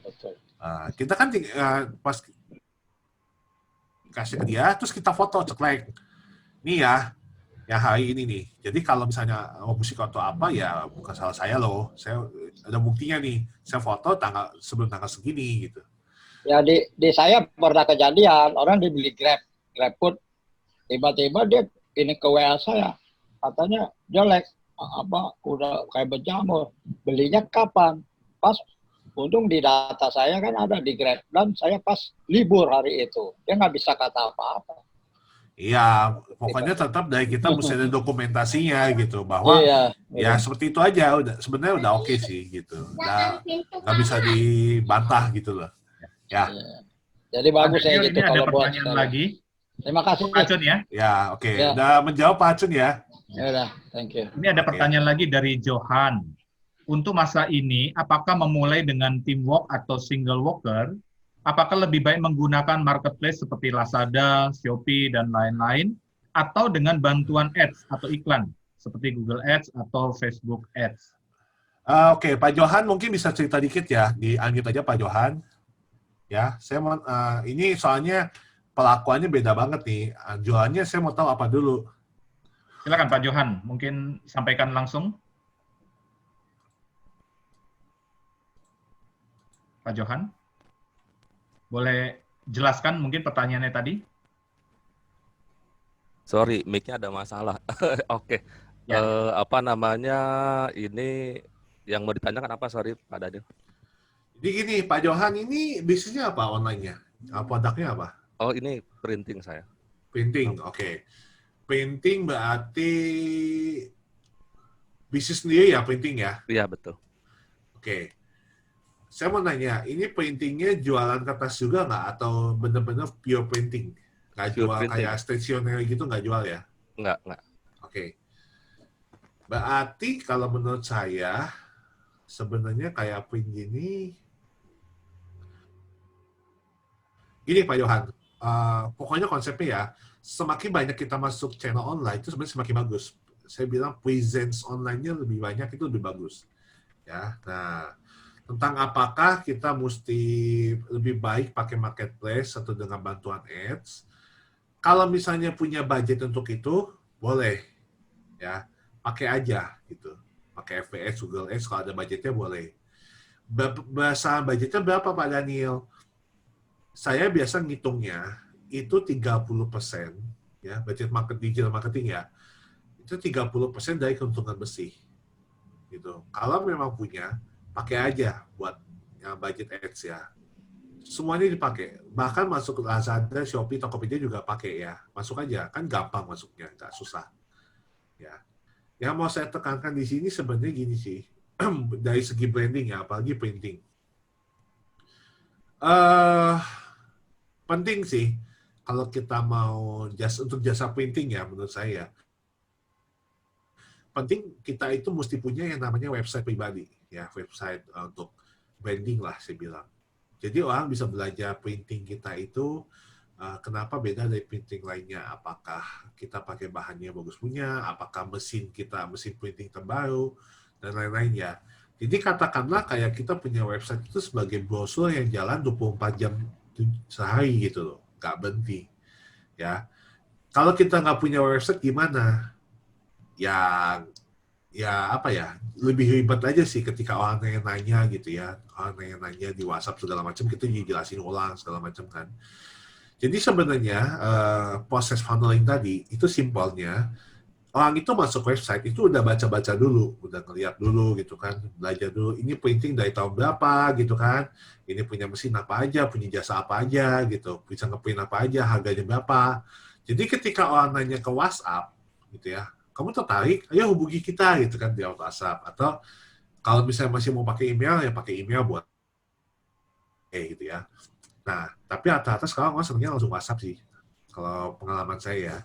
Jadi ketika orang tanya WhatsApp itu udah nggak banyak pertanyaan gitu, udah bener-bener orang yang minat buat apa istilahnya ya, buat dealing gitu, buat closing. Ya. Kira-kira seperti itu. Nah, kalau untuk budgetnya, apakah pakai pilihannya ya, apakah pakai marketplace seperti Lazada atau saya bilang dua-duanya pakai aja kalau ada budgetnya gitu. Ya, tapi ingat. Jangan langsung ngasal pakai ya, mesti belajar dulu. Cara pakai Google Ads-nya, cara pakai FB Ads-nya. Tadi saya sudah sebut ya. Kalau buat Google Ads, ada sebenarnya namanya, bisa googling juga, Google Ads Academy. Ya. Nah, dia punya yang berbayar, punya yang gratisan. Kalau saya dulu ngambil yang berbayar, itu benar-benar belajar sampai dalam. Lumayan harganya. Ya, lumayan. Kalau ada budget, boleh latihan juga. Gitu.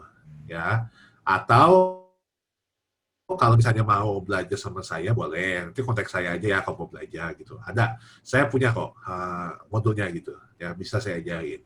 ya baik Google Ads ataupun FB Ads, ya. Kalau mau belajar sendiri gratisan, ada di situ Google Ads Academy atau Facebook Blueprint, ya silakan gitu, ya. Kira-kira seperti itulah. Pak Johan cukup menjawab? Thank you. Jawab ya. Cukup ya. Ya, Ya, oke. oke. Pak Daniel. Andreas, Iya, Pak Andreas. silakan. Ya, Pak. Halo. Ya, gimana Pak Andreas? Ya, selamat siang. Pak Selamat siang, Pendeta, Pak. Pak Daniel. Ya, saya mau tanya. Pak, selama ini saya produk herbal, Pak. Herbal, oke. Herbal. PIRT kita sedang proses karena kemarin kami baru selesai PKP-nya. Jadi tinggal peninjauan dari Dinkes. Selama ini penjualan kami lewat komunitas, WA, kawan-kawan yang sudah pernah menggunakan konsumsi produk kami. Ya, Seandainya itu kita masukkan dalam penjualan online, itu riskan tidak dan ada sanksi hukumnya tidak, Pak Daniel? Kawan-kawan pada bilang, masukin aja online, Pak. Aku kan sedang proses PIRT-nya sekarang, belum keluar. Gitu. Nah, mohon petunjuknya, Pak Daniel. Terima kasih, Pak. Pak Daniel, ini Pak Andreas ini alumni PPMT, Pak. Dia punya ya, produk-produk berkaitan dengan herbal, dengan yang terkait dengan kuliner juga, begitu ya. Memang belum punya izin. Nah, boleh nggak dijual secara online? Nanti takutnya ada SU atau protes dari pembeli gitu. Mungkin Pak oke. Daniel. Ada Ini sanksi sebenarnya hukumnya. ya abu-abu yang saya omongin nih. Iya. Abu-abu ya. Jadi saya nggak bilang hitam atau putih, tapi abu-abu ya. Ya, ya. Jadi gini, kalau kita ngomongnya, judulnya kita jualan obat herbal, itu salah, Pak. Oh, Karena yang namanya Memang tidak. obat itu mesti pakai, ya gimana? Halo? ya terus Pak Daniel terus. Oh, saya tulis ini ya. Kalau kita ngomongnya obat, itu mesti pakai BPOM. Di Udah POM, ya? minimal banget lah pakai BPOM. Iya. Ya. Kalau kita ngomong obat. Tapi kalau kita ngomongnya suplemen, itu masih Ya. oke. Suplemen herbal ya. Ya. Nah, ini sering salah nih orang nih. Ngomong, kalau suplemen mah cairnya dikit gitu ya. Udahlah, saya kasih judul obat, suplemen, gini. Itu hati-hati. Iya. Ya, kalau kita ngomongnya obat, judulnya, di screenshot, di bukti, dituntut, matilah kita. Ya. Nah, jadi tulisnya suplemen itu masih nggak apa-apa, Pak. Kalau masih proses PIRT ya. Iya, Gitu. iya. Oh, gitu ya. Karena kalau gini, jadi kalau di Indonesia, setahu saya ya, yang udah diatur itu benar-benar itu obat. Makanya mesti BPOM. Apalagi kemarin ada banyak kasus obat-obat kecantikan, skincare gitu ya, yang abal-abal dipakai orang, ternyata mengandung steroid banyak banget, malah jadi kulitnya ada stretch mark, waduh yang nggak bisa dibenerin lagi lah, yang udah parah gitu ya. Nah, itu kasus kan, pertama kemarin ini di Instagram, di TikTok juga rame banget. Sampai ditetapin, pokoknya ini kalau tipenya obat mesti ada BPOM gitu ya. Iya. Itu aja udah ada BPOM, sering banget dipalsuin, Pak. Iya. Gitu. Makanya kita kalau kita mainnya di zona ini aja lah, zona istilahnya yang masih, kalau saya bilang masih abu-abu sih, suplemen itu masih abu-abu ya. Ya. Gitu ya. Jadi kalau kita sebutnya suplemen masih oke, nggak akan dituntut sih. Gitu. Oh, gitu. Dan jangan Ya. overclaim. Overclaim Ya. itu apa? Oh, kamu minum herbal kita ya, dalam Ya. waktu 1 minggu pasti kulitnya lebih putih. Itu overclaim. Ya, Itu overclaim gitu. Jangan ya, gitu. Ya. Kita misalnya ngomong dengan suplemen ini membantu pencernaan, Ya. membantu pernapasan misalnya, membantu apa. Mm-mm. Kita nggak ngomong menyembuhkan, tapi membantu itu masih oke. Betul. Ya. Ya, jadi jangan overclaim, terus judulnya suplemen itu masih oke. Ya, Oke. ya kayak gitulah. Ya. Makasih, Pak. Memang waktu penyuluhan dari Dinkes disarankan kayak gitu. Tidak mengobati tetapi membantu. Ya, Gitu. betul. Dan ini suplemen membantu menyehatkan mengobati itu salah kata-kata itu gitu. Ya. Oke ya, makasih pencerahannya Pak Daniel. Semangat terus ya Pak Andreas. Pak. Ya. Ya, Pak Pendeta, makasih Pak. Semoga Kami sedang proses izin PRT-nya Pak. Ya. secepatnya keluar ya. Ya, makasih Pak. Walaupun belum ada PRT, mau jualannya nggak apa-apa sih, nggak masalah kok. Ya, selama ini kami udah jualan Pak Daniel. Malah konsumen kami ada dari Papua, dari Bali, dari Lombok, Kalimantan. Tapi via komunitas, terus WA gitu saja. Jadinya. Capek Pak lama-lama. Iya, betul. Jauh-jauh WA. Udah sehari masuk 100 WA itu capek loh Pak. Nanti Saya kalau pernah ngalamin soalnya. Waduh, dulu waktu saya di Samsung itu ya. Waktu saya masih kerja Samsung masih dipakai WA segala macam, pusing Pak. Ya, tapi gimana? Karena online kita belum. Staff saya sampai bilang gini, Pak, hidup saya semua di WA Pak. Staff saya sudah ngomong gitu. Oke. Ya udah deh, saya waktu itu benar-benar mulai proses sekali masuk toko online segala macam, jadi nggak ribet ini. Iya.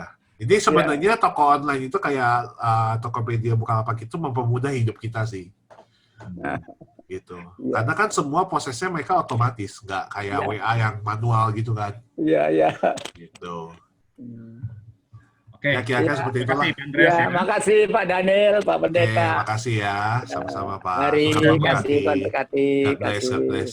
Pak Daniel, ini Ya. ada pada umumnya memang alumni-alumni PPMT punya produk, mereka tuh ingin pasarkan, tetapi selalu kendalanya itu di ongkos kirim, Pak.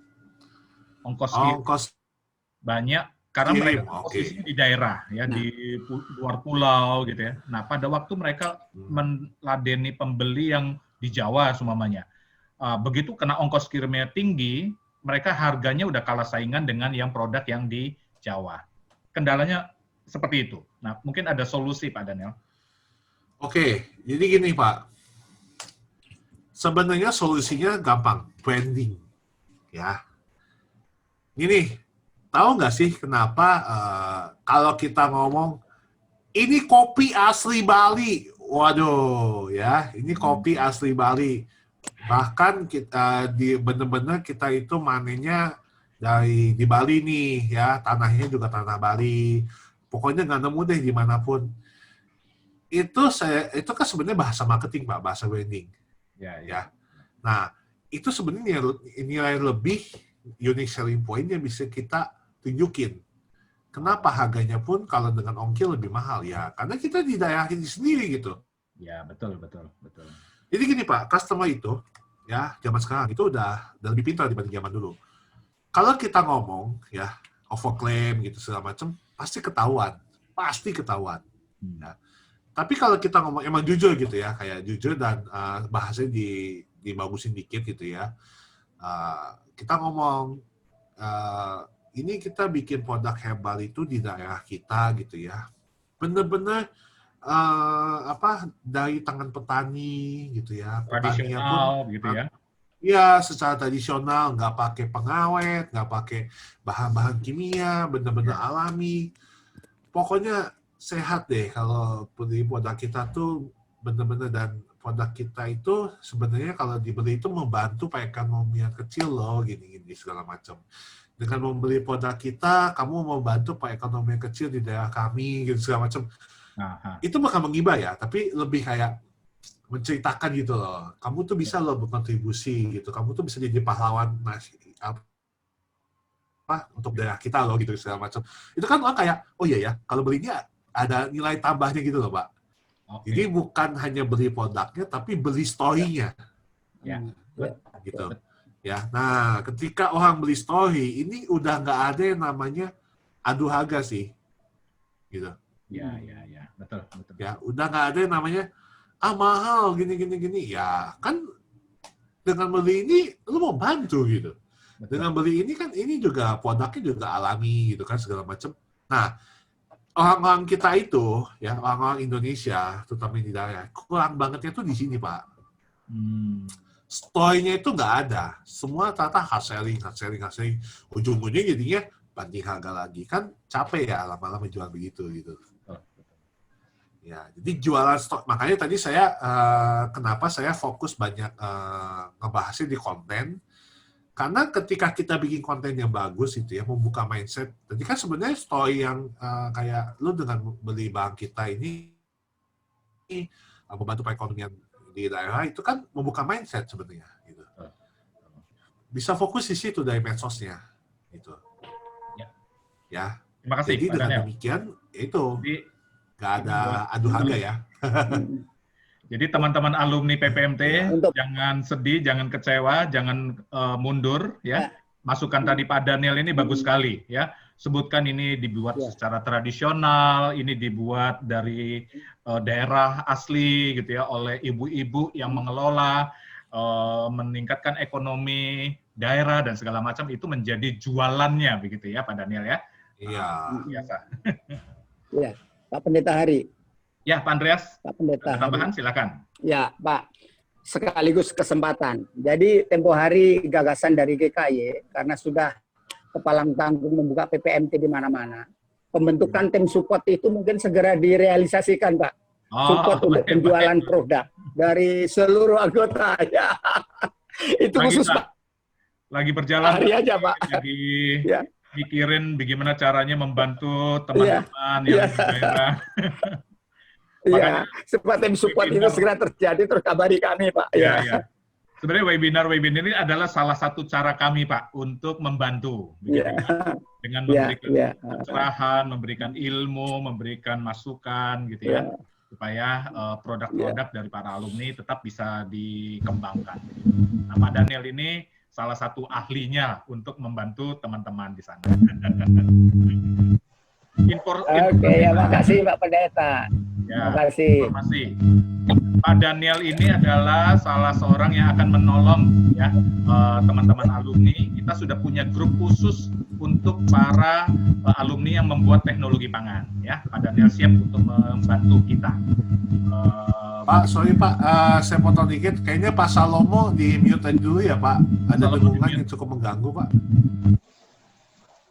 Ya, Iya. saya bantu deh. Udah. Ya, oke, ya. Pak Daniel boleh tanya Pak Daniel. Boleh. Pak Hari, Silakan, saya boleh Pak tanya Daniel. Pak Hari.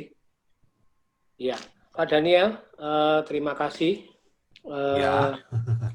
Ini Pak Daniel berkaitan dengan kan kalau kita searching, andai kata saya tadi seperti ke Koacun yang jual apa roti gitu ya, ada mereknya begitu ya.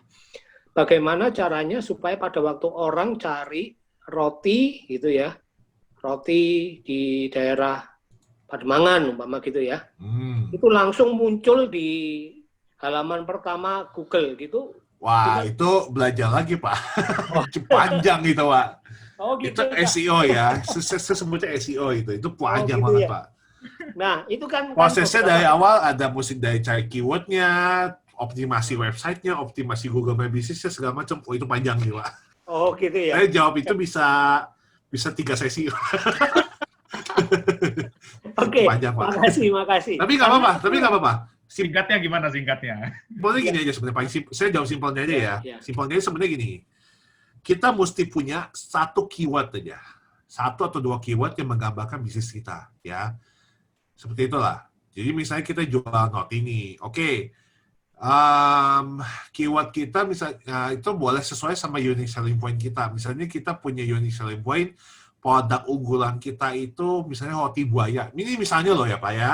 Ya. Nah, roti buaya Jakarta. Udah deh, itu jadi keyword kita. Nah, si keyword itu dimasukkan di semua toko online kita, di semua website kita, ya, sama di konten kita, gitu.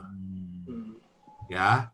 Nah, namanya Google, dia itu cari itu, dia kan punya algoritma cari apa istilahnya ya? Cari keyword itu kan advance ya.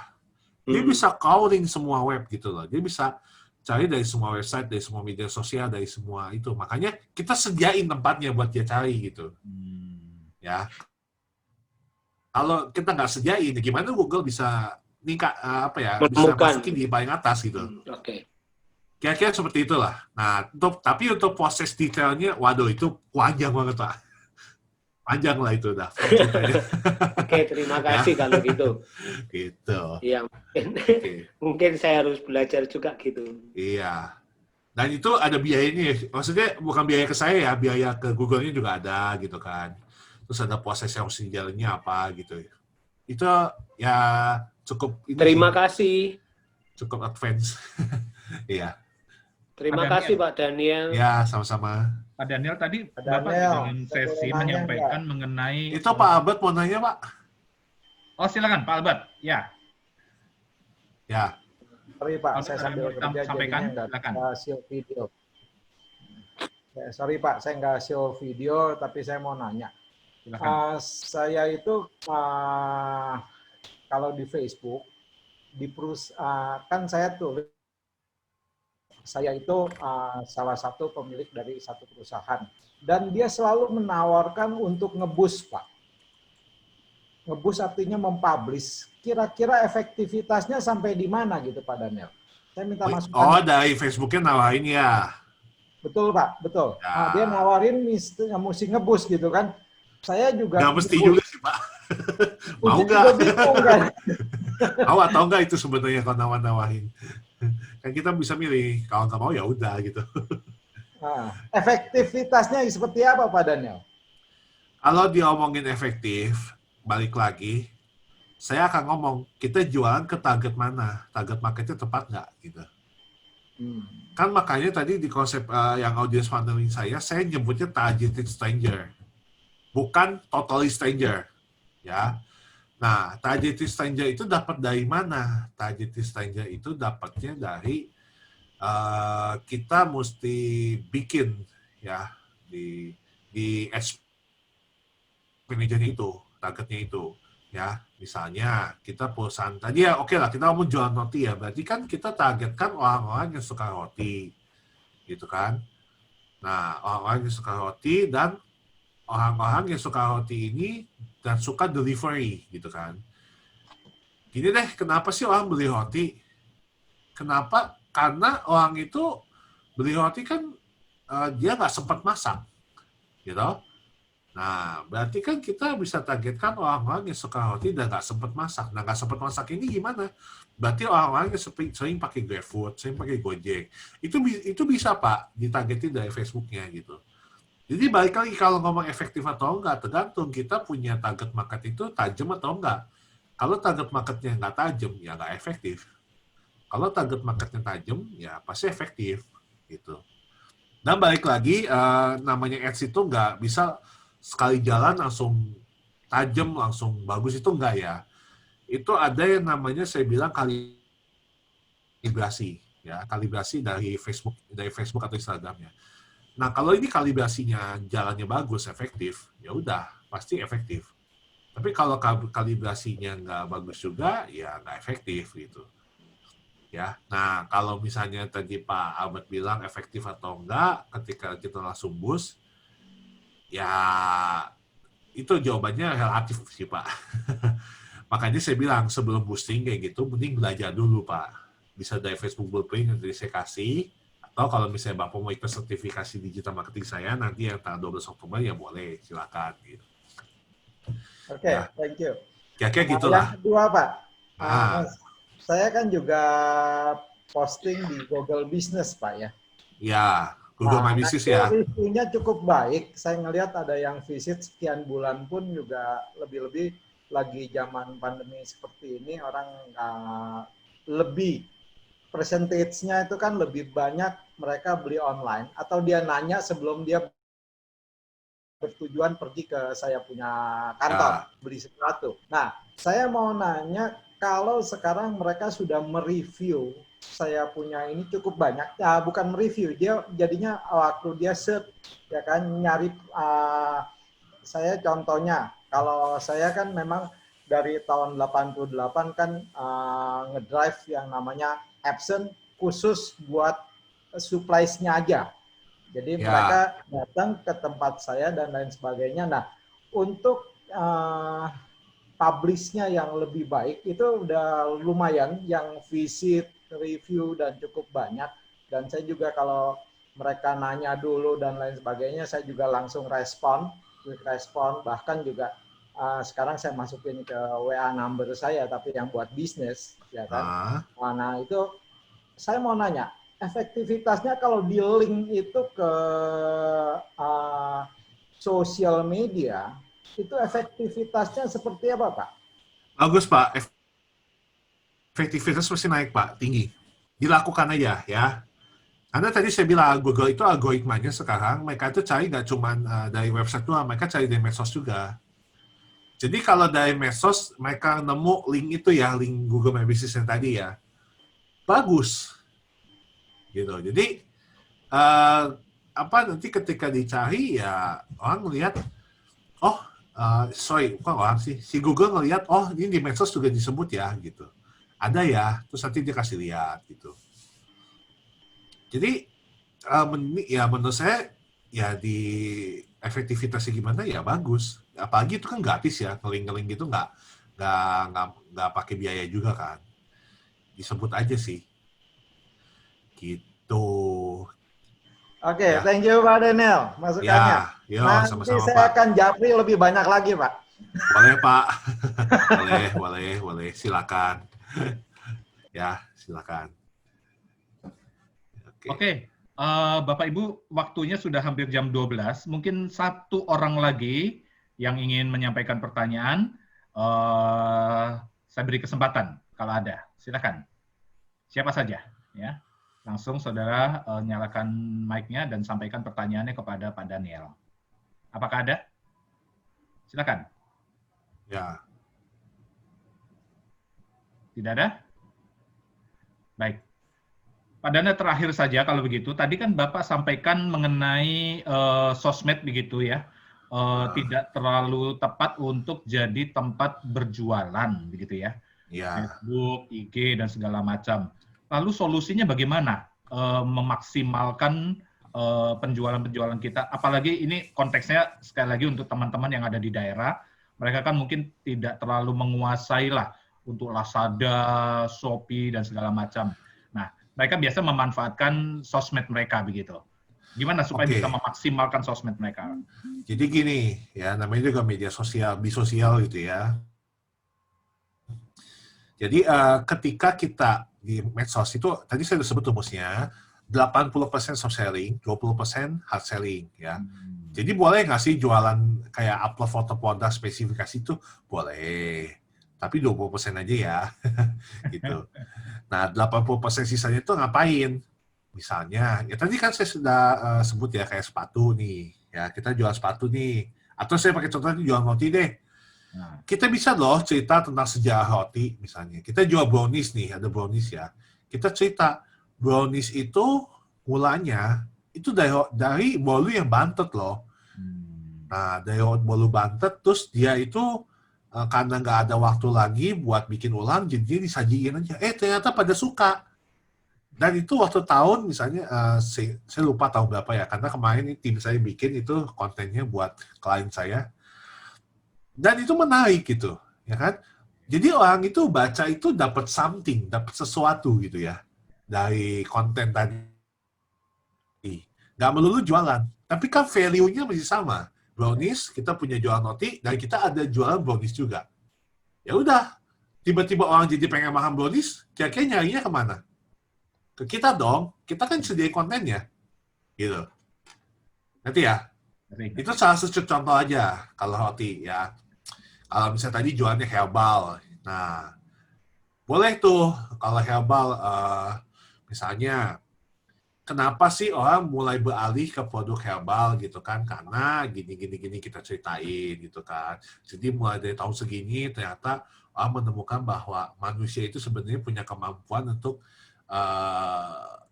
untuk memperbaiki diri sendiri gitu kan, untuk kayak menyembuhkan diri sendiri dengan fungsi tubuh yang bagus. Nah, herbal itu membantu loh, gini kita cerita. Terus kita bisa cerita juga awal mula, misalnya ada herbal, sehingga saya daun kelor ya. Kenapa sih daun kelor itu pertama kali itu ditemukan oleh siapa? Gitu kan, diceritain sejarahnya. Terus kita cerita juga tips and trick ketika kita misalnya mau pakai herbal daun kelor itu supaya maksimal gimana. Itu kan konten-konten yang membantu sebenarnya. Gitu kan. Tapi kan kita nggak jualan, kita cerita. Ya, betul. Nah, makanya penting buat kita punya istilahnya apa ya? Punya kemampuan storytelling. Penting, ya. Gini deh, kenapa Cina ya? Cina itu semua produk Cina itu bisa kejualnya laku banget, ya. selain dari segi harga, mereka punya satu konsep yang menarik tentang brandingnya mereka. Coba perhatiin ya, semua produk Cina ya jualannya itu konsepnya storytelling. Ya, storytelling hebat sih. Jadi ketika kita pakai medsos sebagai media jualan gitu ya, saya pakai kutip media jualan, kita mesti pakai konsepnya tadi soft selling dengan teknik storytelling gitu loh.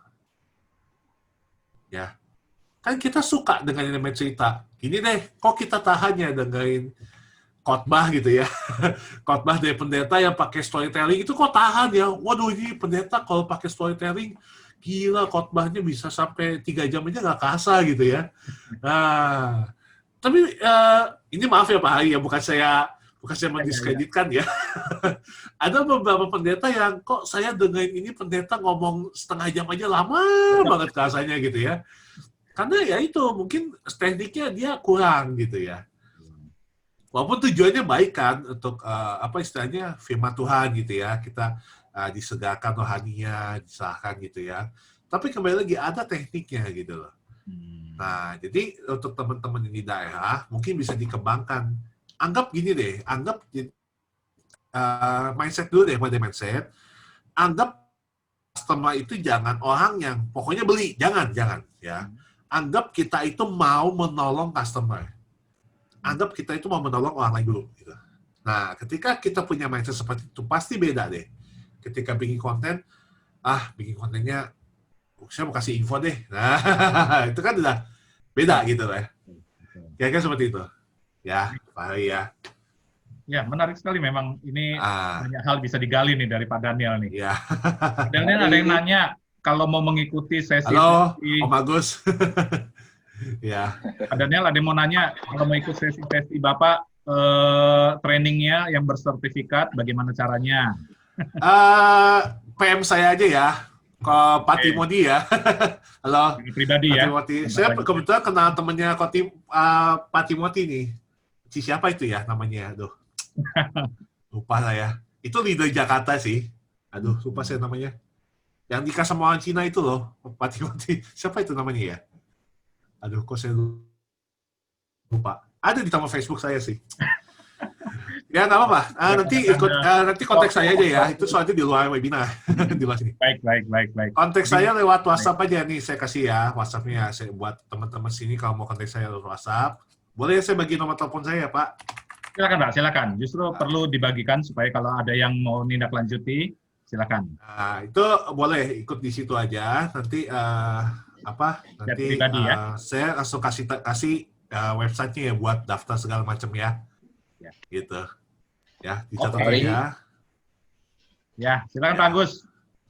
Boleh share sedikit. Silakan Pak. Ini Om Agus kemarin ngobrol sama saya sampai malam nih. Silakan Pak Agus. Ya.